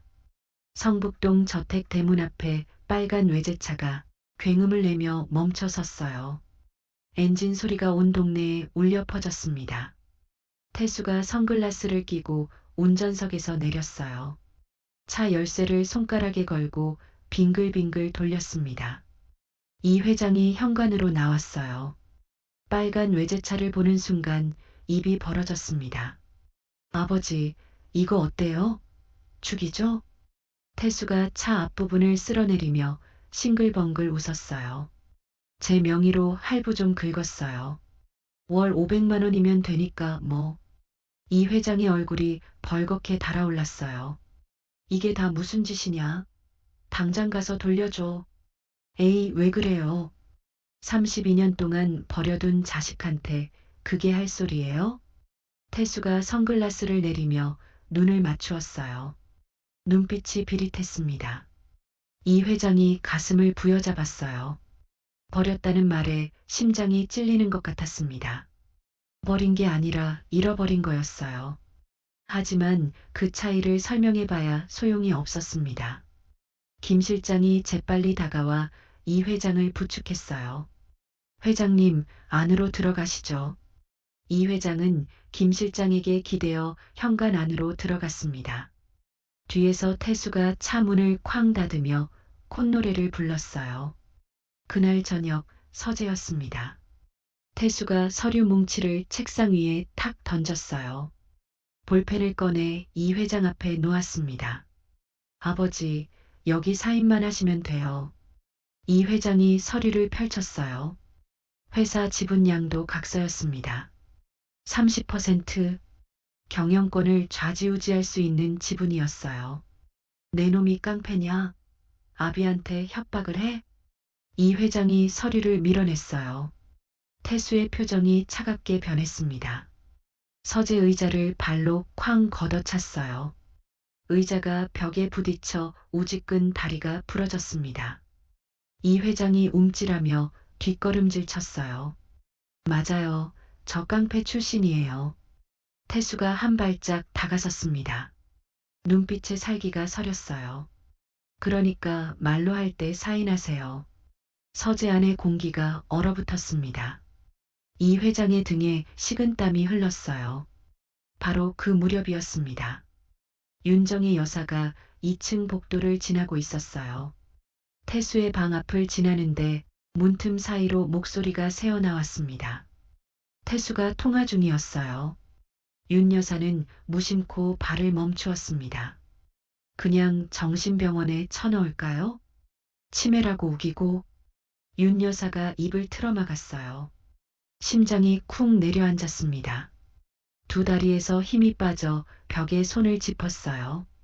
노인네들 재산 다 넘기면 그때 빼주면 되잖아요. 간단해요. 태수의 목소리가 뚜렷하게 들렸습니다. 웃음기까지 섞여 있었어요. 윤 여사의 온몸에 소름이 돋았습니다. 손끝이 차갑게 식었어요. 등줄기를 타고 한기가 올라왔습니다. 숨을 참고 그 자리에 서 있었지만 심장이 너무 빠르게 뛰어 자기 귓전에까지 쿵쿵쿵 소리가 울렸어요. 그때 문이 열렸습니다. 태수가 문 앞에 서 있었어요. 윤 여사와 눈이 마주쳤습니다. 잠시 정적이 흘렀어요. 태수의 입꼬리가 천천히 올라갔습니다. 섬뜩한 미소였어요. 아, 들으셨네. 윤 여사가 한 발 뒤로 물러섰어요. 너 방금 무슨 소리니? 정신병원이라니? 목소리가 떨렸습니다. 태수가 문틀에 기대며 팔짱을 꼈어요. 뭐 상관없어요. 어차피 곧 가실 거니까. 윤 여사의 두 다리가 후들거렸습니다. 아들이 아니었어요. 사람의 탈을 쓴 악마였습니다. 태수가 방문을 닫았어요. 쿵 하는 소리가 복도에 울렸습니다. 윤 여사는 벽에 등을 기댄 채 주저앉았어요. 하얗게 질린 입술로 남편의 이름을 불렀습니다. 여보, 여보.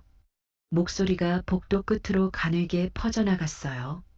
괴종시계의 째깍째깍 소리만이 무심하게 시간을 새기고 있었습니다. 그날 밤이었습니다. 태수가 부하 둘을 데리고 2층 객실 앞에 나타났어요. 이 회장과 윤 여사가 안에 있었습니다. 태수가 문을 열었어요. 휴대전화 주세요. 이 회장이 벌떡 일어났습니다. 이게 무슨 짓이야? 부하 하나가 이 회장의 손에서 휴대전화를 낚아챘어요. 윤 여사의 전화도 빼앗겼습니다.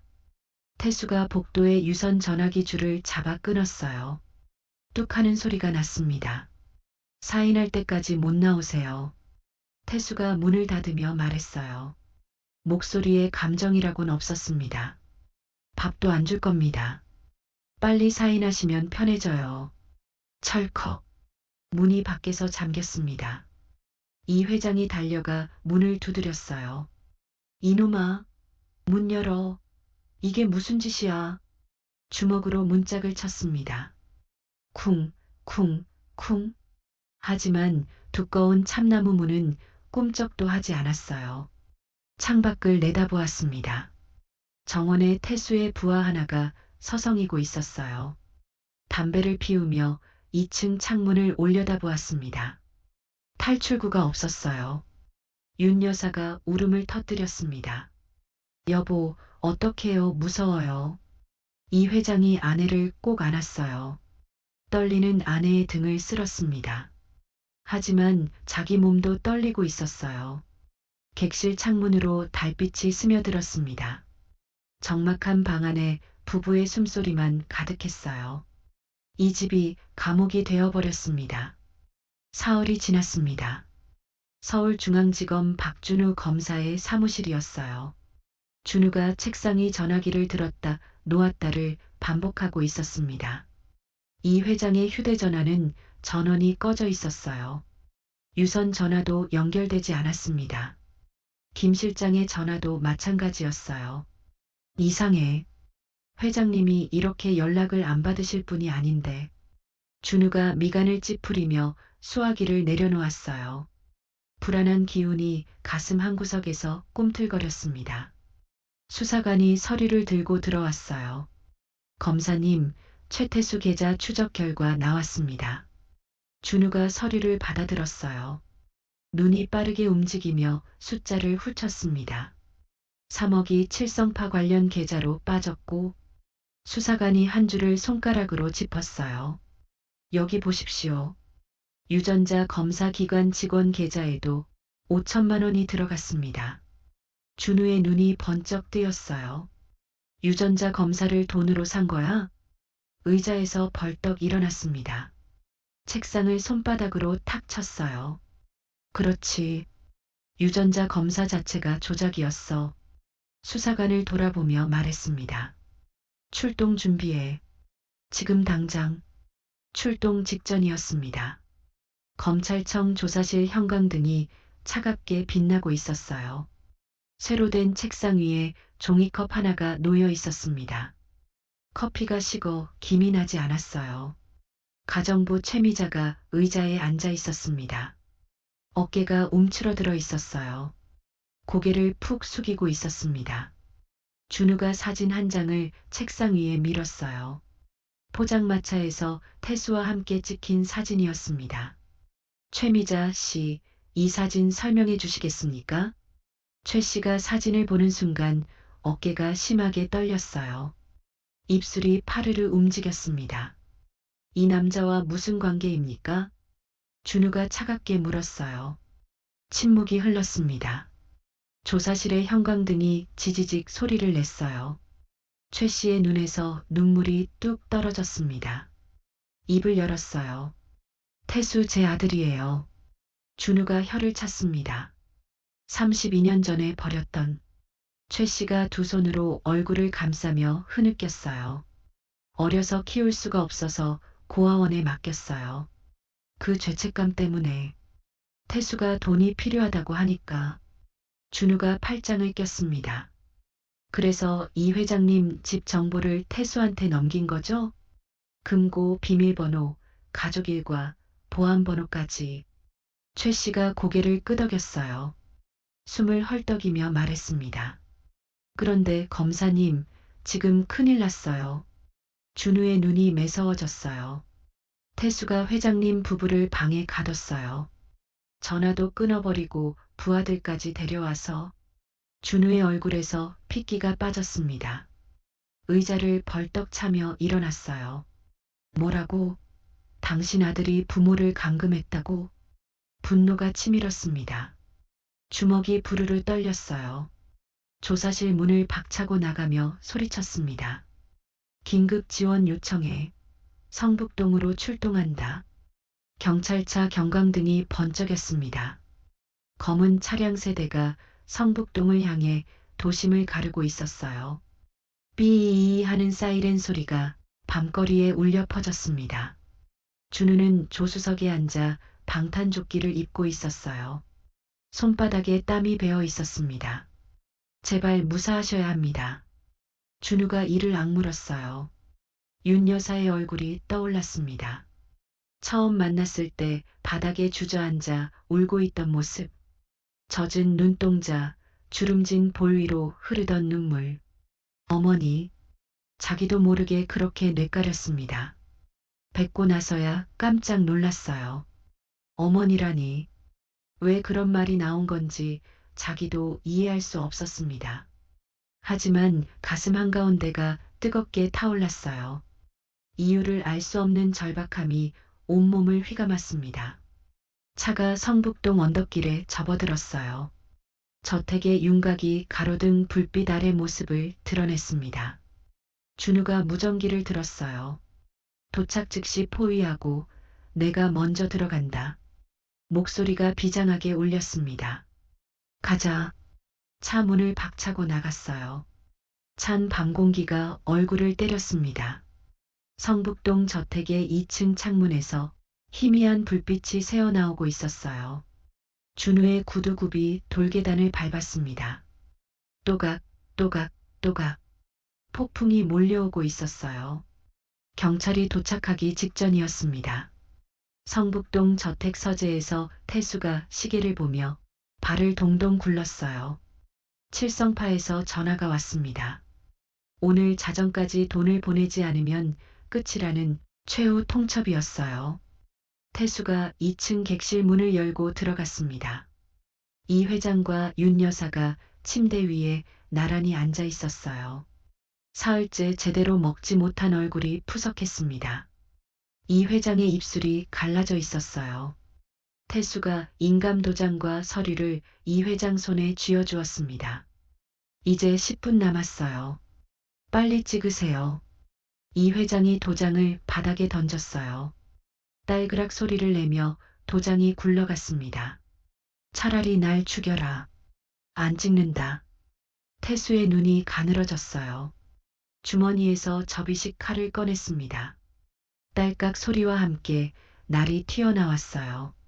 태수가 윤 여사 쪽으로 한 발짝 다가섰습니다. 칼을 든 손을 천천히 들어 올렸어요. 윤 여사의 얼굴이 하얗게 질렸습니다. 숨이 턱 멈추었어요. 공포가 온몸을 짓눌렀습니다. 찍어요. 안 그러면 어떻게 될지 몰라. 태수의 낮은 목소리가 방 안을 채웠어요.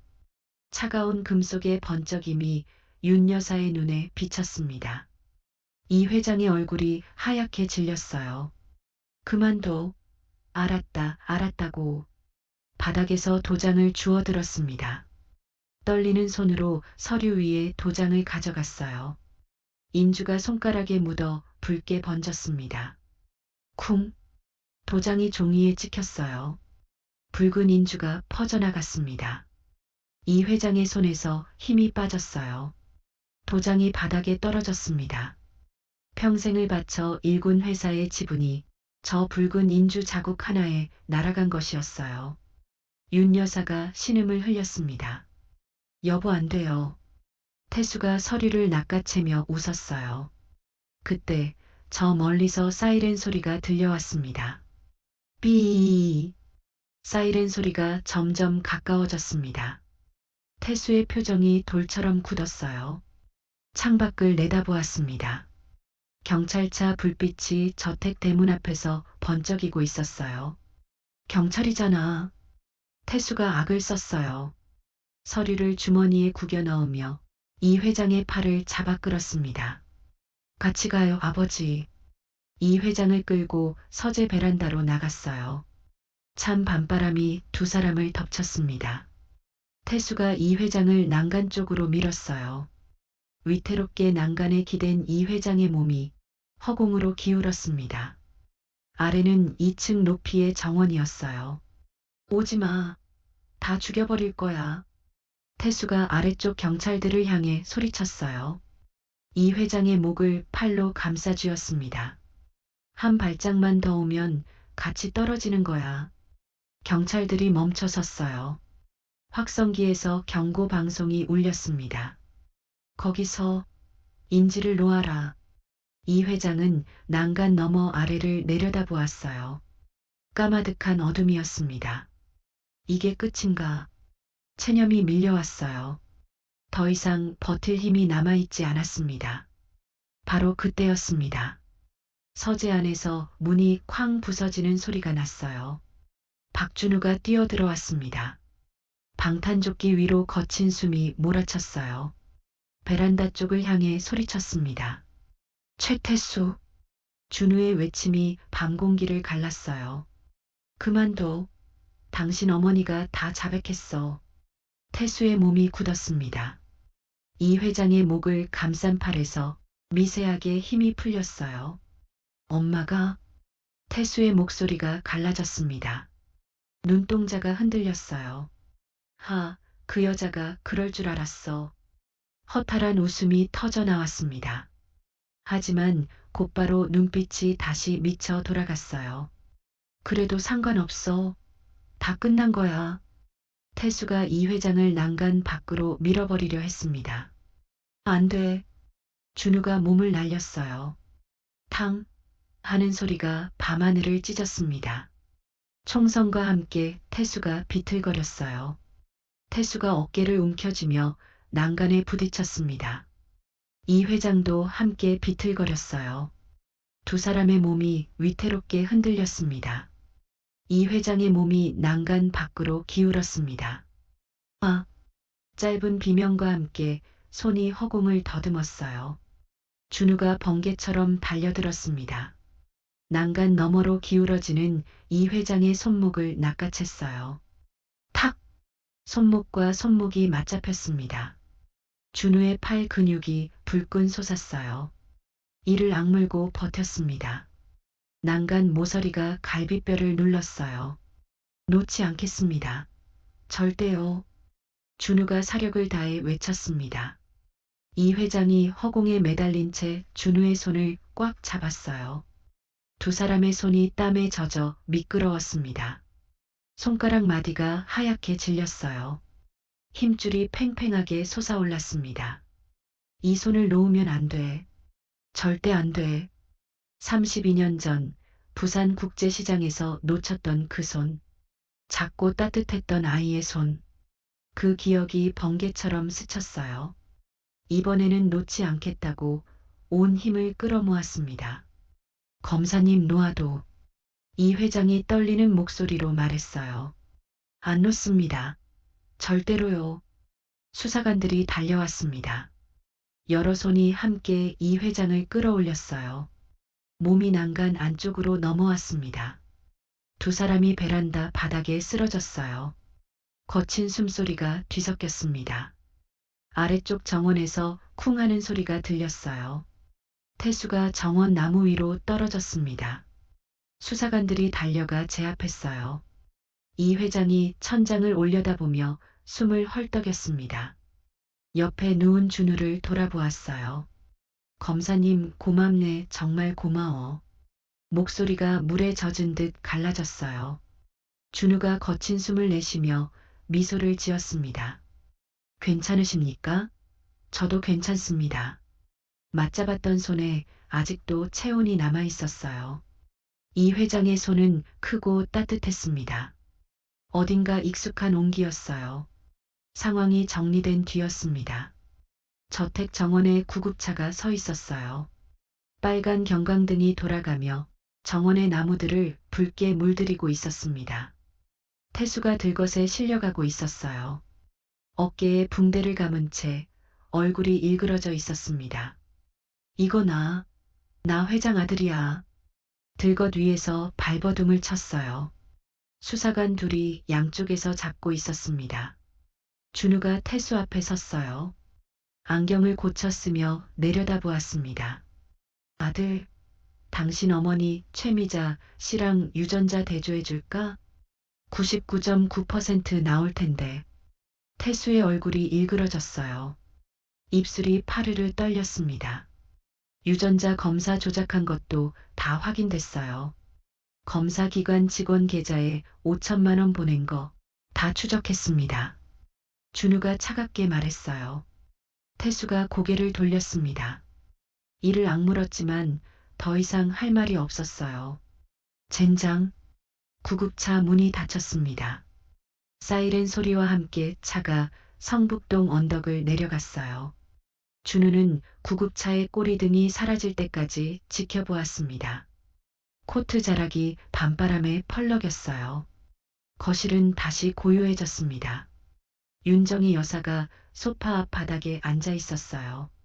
깨진 백자 조각 하나를 손에 쥐고 만지작거리고 있었습니다. 눈물이 조용히 흘러내렸어요.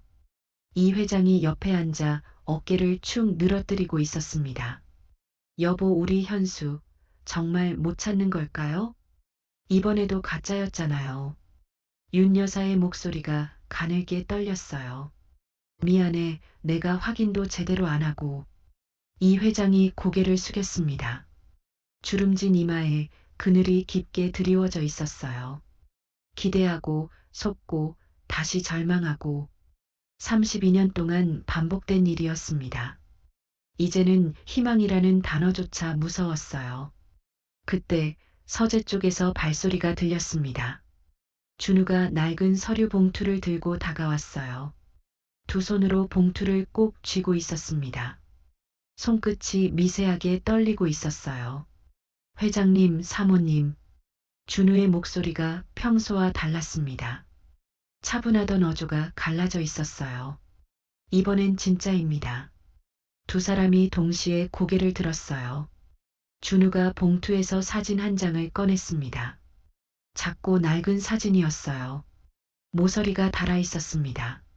사진의 왼쪽 끝이 일직선으로 잘려나가 있었어요. 빨간 멜빵 바지를 입은 서너 살짜리 아이. 시장통 배경, 볼에 묻은 어묵 양념. 반쪽짜리 사진이었습니다. 이걸 보십시오. 제 어머니가 주신 유품입니다. 준우의 목소리가 울먹였어요. 이 회장이 떨리는 손으로 사진을 받아들었습니다. 일어서서 벽난로 위 장식장으로 다가갔어요. 액자를 내렸습니다. 뒷판을 열고 안에 있는 사진을 꺼냈어요. 역시 한쪽이 잘려나간 반쪽짜리 사진이었습니다. 거실의 공기가 멈춘 것 같았어요. 괴종식의 소리마저 사라진 듯한 적막이었습니다. 두 장의 사진을 나란히 놓았어요. 찢어진 부분이 톱니바퀴처럼 정확하게 맞물렸습니다. 한치의 오차도 없었어요. 하나의 사진이 완성되었습니다. 이 회장의 숨이 멈추었어요. 사진을 든 손이 나뭇잎처럼 떨렸습니다. 이게 왜 자네한테 설마. 준우가 셔츠 단추를 풀었습니다. 오른쪽 어깨를 드러냈어요. 붉은 반점이 있었습니다. 동전만한 크기의 선명한 붉은 반점. 윤 여사가 비명을 질렀어요. 여보, 이 반점 현수 어깨에 있던. 윤 여사가 소파에서 벌떡 일어났습니다. 준우에게 달려갔어요. 떨리는 손으로 반점을 만졌습니다. 손끝에 닿는 살아있는 피부. 뜨거운 체온이 전해졌어요. 32년 동안 꿈에서만 만졌던 아이의 체온이었습니다. 윤 여사의 입술이 부들부들 떨렸어요. 말을 하려 했지만 목이 메어 소리가 나오지 않았습니다. 두 눈에서 눈물이 폭포처럼 쏟아졌어요. 준우의 눈에서도 눈물이 흘러내렸습니다. 안경 너머로 세상이 흐릿하게 번졌어요. 어머니, 아버지. 준우가 무릎을 꿇었습니다. 접니다. 현수입니다. 목이 메어 제대로 말이 나오지 않았어요. 윤 여사가 준우를 끌어안았습니다. 이 회장이 두 사람을 감싸 안았어요. 세 사람이 거실 한가운데서 부둥켜 안고 목 놓아 울었습니다. 32년의 세월이 눈물과 함께 쏟아져 내렸어요. 아무도 말을 하지 않았습니다. 말이 필요 없었어요. 서로의 체온만으로, 서로의 심장 소리만으로 32년의 빈자리가 채워지고 있었습니다. 벽난로 위에서 완성된 사진이 세 사람을 내려다보고 있었어요. 한참을 울었습니다. 셋이 뒤엉켜 한 덩어리가 된 채 거실 바닥에 주저앉아 눈물을 쏟았어요. 이 회장의 굵은 손이 준우의 어깨를 움켜쥐고 있었습니다. 윤 여사가 준우의 머리카락을 쓸어내리며 볼을 어루만졌어요. 현수야, 정말 네가 우리 현수니? 내 새끼. 이 회장이 물기 젖은 목소리로 되뇌었습니다. 아들의 얼굴을 두 손으로 감싸 쥐었어요. 거칠고 주름진 손바닥이 준우의 뺨에 닿았습니다. 여보, 우리 현수예요. 맞아요. 이 반점 4살 때 뜨거운 물에 데어서 생긴 거예요. 윤 여사가 준우의 어깨 반점을 손끝으로 더듬으며 울었어요. 준우가 고개를 숙였습니다. 죄송합니다. 너무 늦게 와서. 아니야, 아니야. 살아만 있으면 됐어. 살아서 돌아왔으면 됐어. 이 회장이 아들을 다시 꽉 안았어요. 32년 동안 비어있던 두 팔 사이가 드디어 채워졌습니다. 한바탕 울음이 그친 뒤였습니다. 세 사람이 소파에 나란히 앉았어요. 윤 여사가 차를 내왔습니다. 따뜻한 찻잔에서 김이 모락모락 피어올랐어요. 준우가 품에서 낡은 봉투를 하나 더 꺼냈습니다. 누렇게 바른 편지지였어요. 이건 키워주신 어머니가 남기신 편지입니다. 윤 여사가 조심스럽게 편지를 받아들었어요. 떨리는 손으로 펼쳤습니다. 죽을 죄를 지었습니다. 시장에서 울고 있는 아이를 보고 죽은 제 아이가 겹쳐 보여 데려왔습니다. 하루 이틀이 1년이 되고 1년이 30년이 되었습니다. 하지만 아이는 정말 사랑으로 키웠습니다. 이 아이만큼은 행복하게 해주고 싶었습니다. 윤 여사가 편지를 읽다 말고 고개를 들었어요. 눈물이 턱을 타고 흘러내렸습니다. 그분도 자식을 잃은 부모였군요. 한참을 말없이 편지를 내려다보았어요. 불쌍한 분이네, 미워해야 하는데 미울 수가 없어요. 이 회장이 아내의 손을 잡았어요. 원망스럽지만 우리 현수를 이렇게 훌륭하게 키워주셨으니 고마운 분이야. 준우가 두 분의 손 위에 자기 손을 올렸습니다. 세 사람의 손이 포개졌어요. 두 분 다 제 어머니입니다. 아무도 말을 잇지 못했습니다. 거실에 고요한 침묵이 흘렀어요. 하지만 그 침묵은 슬픔이 아니라 이해와 용서의 온기로 가득했습니다. 다음 날이었습니다. 병원 진료실에서 의사가 서류를 넘기며 미소를 지었어요. 축하드립니다. 친자 관계가 성립합니다. 99.999% 일치입니다. 이 회장이 의사의 손을 덥석 잡고 흔들었어요. 고맙습니다. 고마워요. 윤 여사가 남편의 팔을 꼭 잡은 채 웃었습니다. 주름진 눈가에서 눈물이 글썽거렸지만 입가에는 활짝 미소가 피어 있었어요. 준우가 안도의 한숨을 길게 내쉬며 미소 지었습니다. 안경을 벗어 닦았어요. 이번에는 손이 떨리지 않았습니다. 진료실을 나서며 윤 여사가 준우의 팔을 잡았어요. 현수야, 저녁에 뭐 먹고 싶니? 준우가 잠시 생각하더니 쑥스럽게 웃었어요. 어머니가 끓여주시는 소고기 무국이 먹고 싶어요. 윤 여사의 눈이 반달처럼 휘었습니다. 그래, 그래. 어머니가 끓여줄게. 세상에서 제일 맛있게. 이 회장이 준우의 어깨를 감싸며 말했어요. 이제 집에 가자, 현수야. 세 사람이 병원 복도를 나란히 걸었습니다.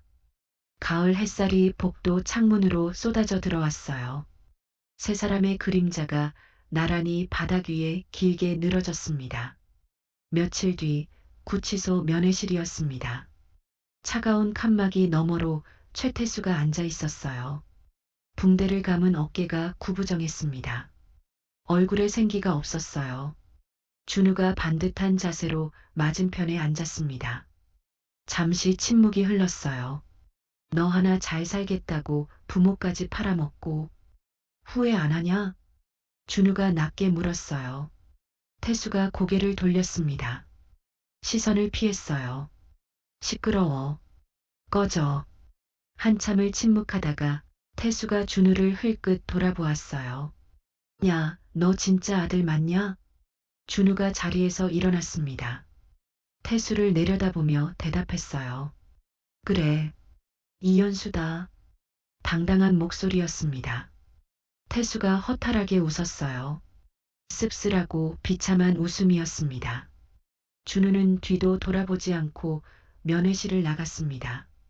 철문이 닫히는 소리가 등 뒤에서 울렸어요. 복도를 걸으며 준우는 한 번도 뒤를 돌아보지 않았습니다. 끝난 악연이었어요. 구치소 밖으로 나서자 가을 하늘이 높고 맑았습니다. 찬바람이 코트 자락을 스쳤지만 가슴 안쪽은 따뜻했어요. 이제 돌아갈 곳이 있었습니다. 며칠 뒤 낮이었습니다. 성북동 저택 앞에 청소업체 트럭이 서 있었어요. 직원들이 부지런히 짐을 나르고 있었습니다. 태수가 남기고 간 쓰레기, 양주병, 담배꽁초, 찢어진 쿠션, 검은 봉투에 차곡차곡 담겨 트럭으로 올라갔어요. 윤 여사가 거실 창문을 활짝 열었습니다. 가을바람이 불어들어와 커튼을 활랑활랑 흔들었어요. 묵은 담배 냄새가 밖으로 빠져나갔습니다. 이제야 좀 사람 사는 집 같네.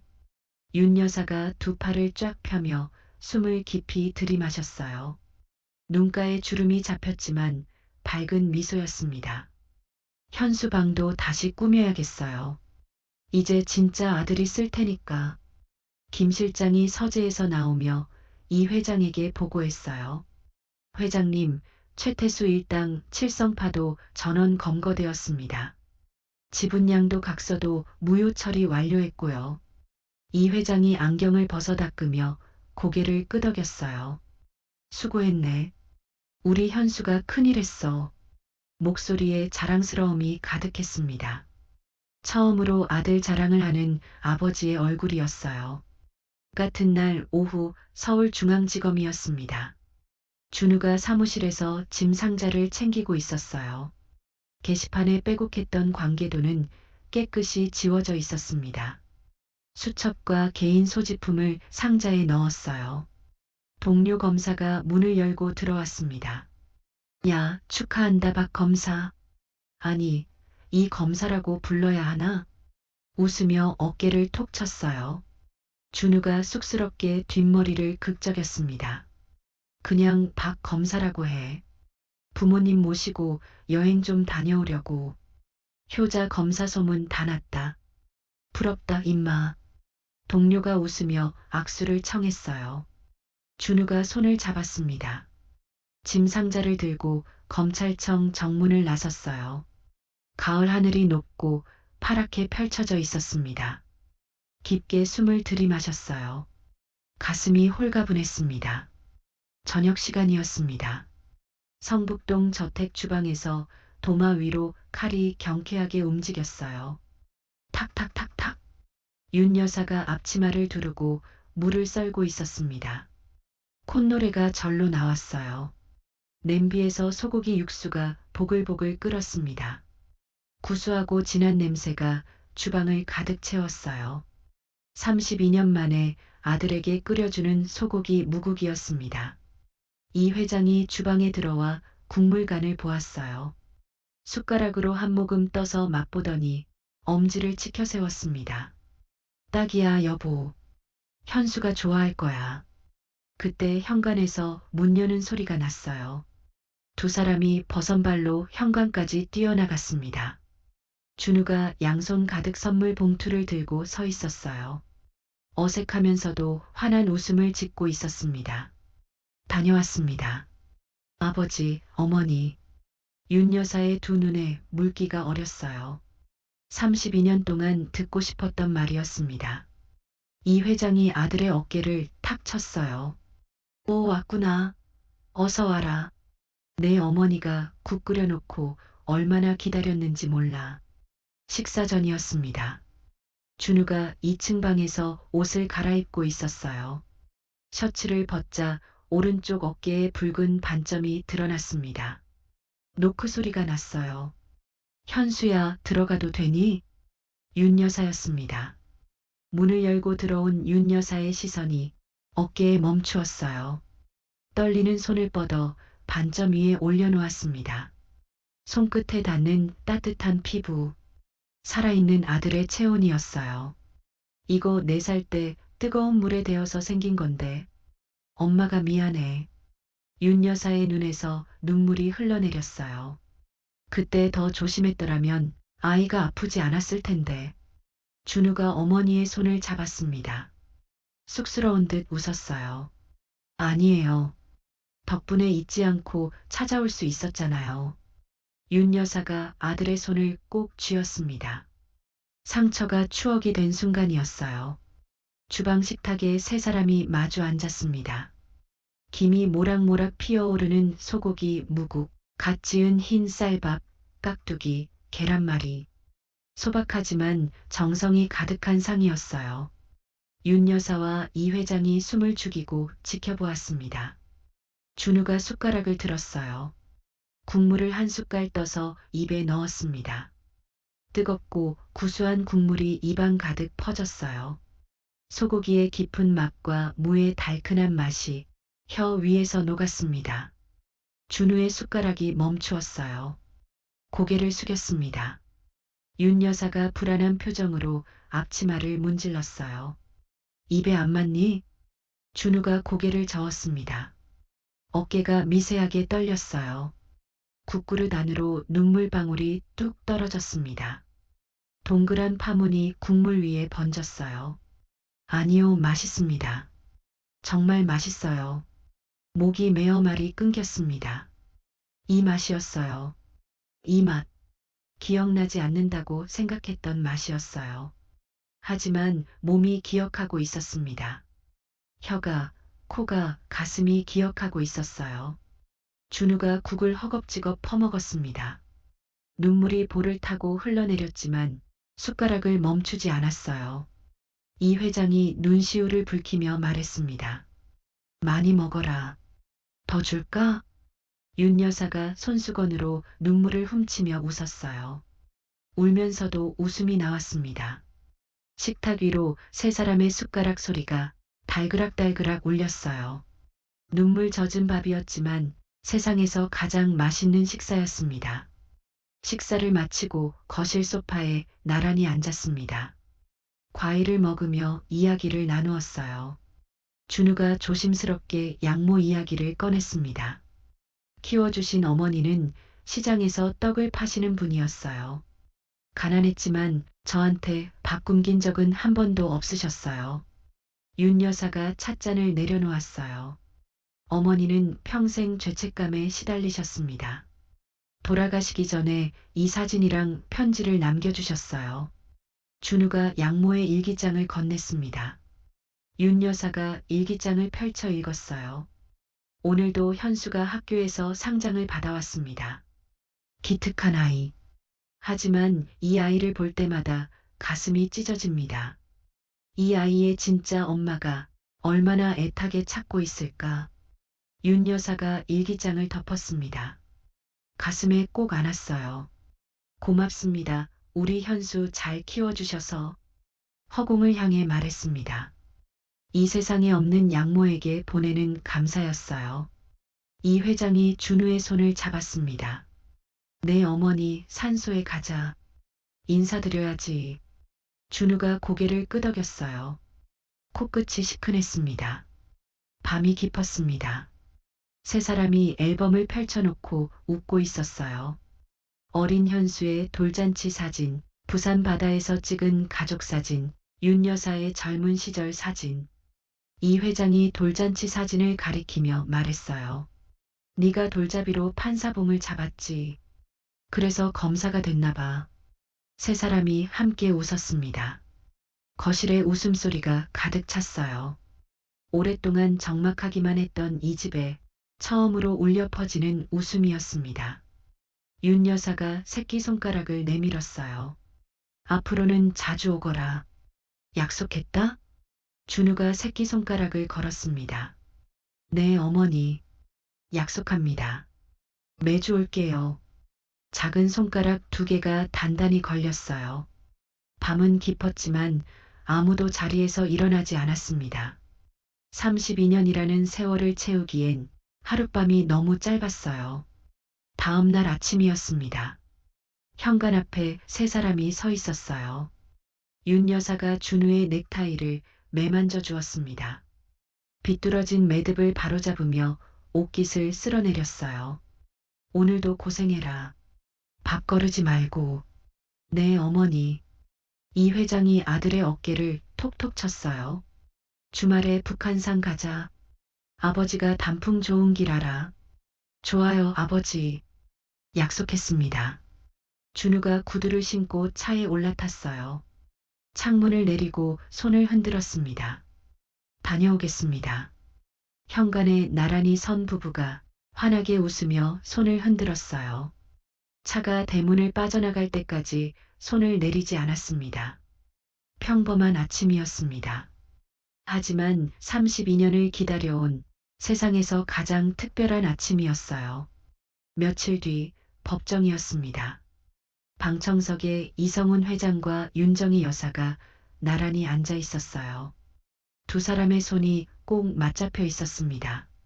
재판이 시작되었어요. 검사가 증거를 하나하나 제시했습니다.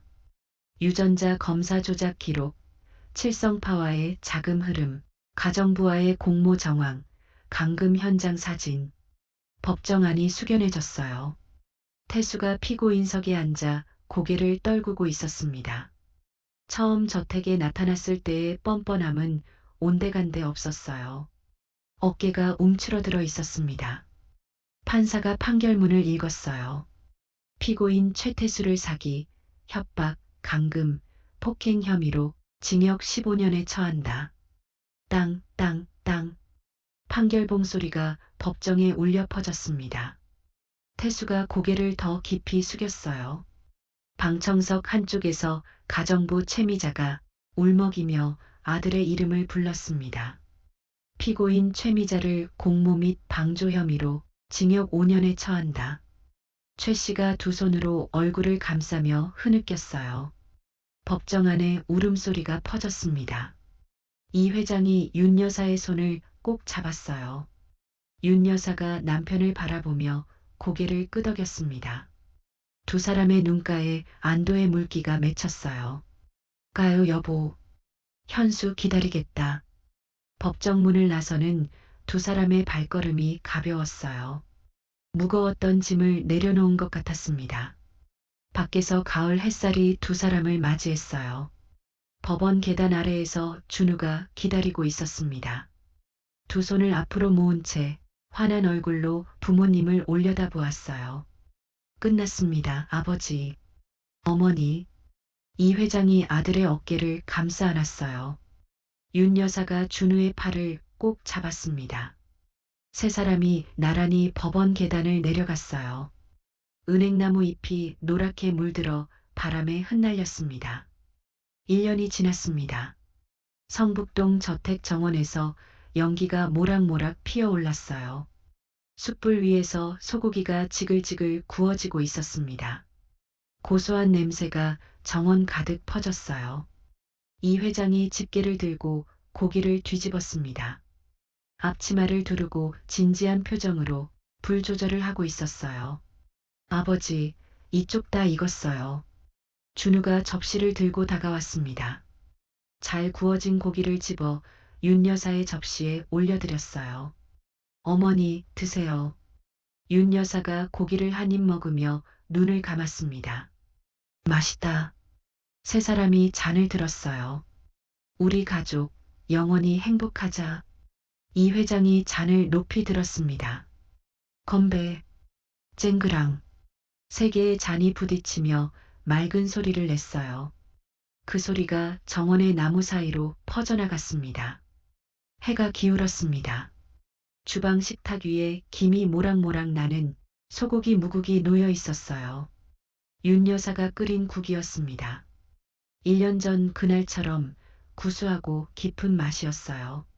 창밖으로 첫눈이 내리고 있었습니다.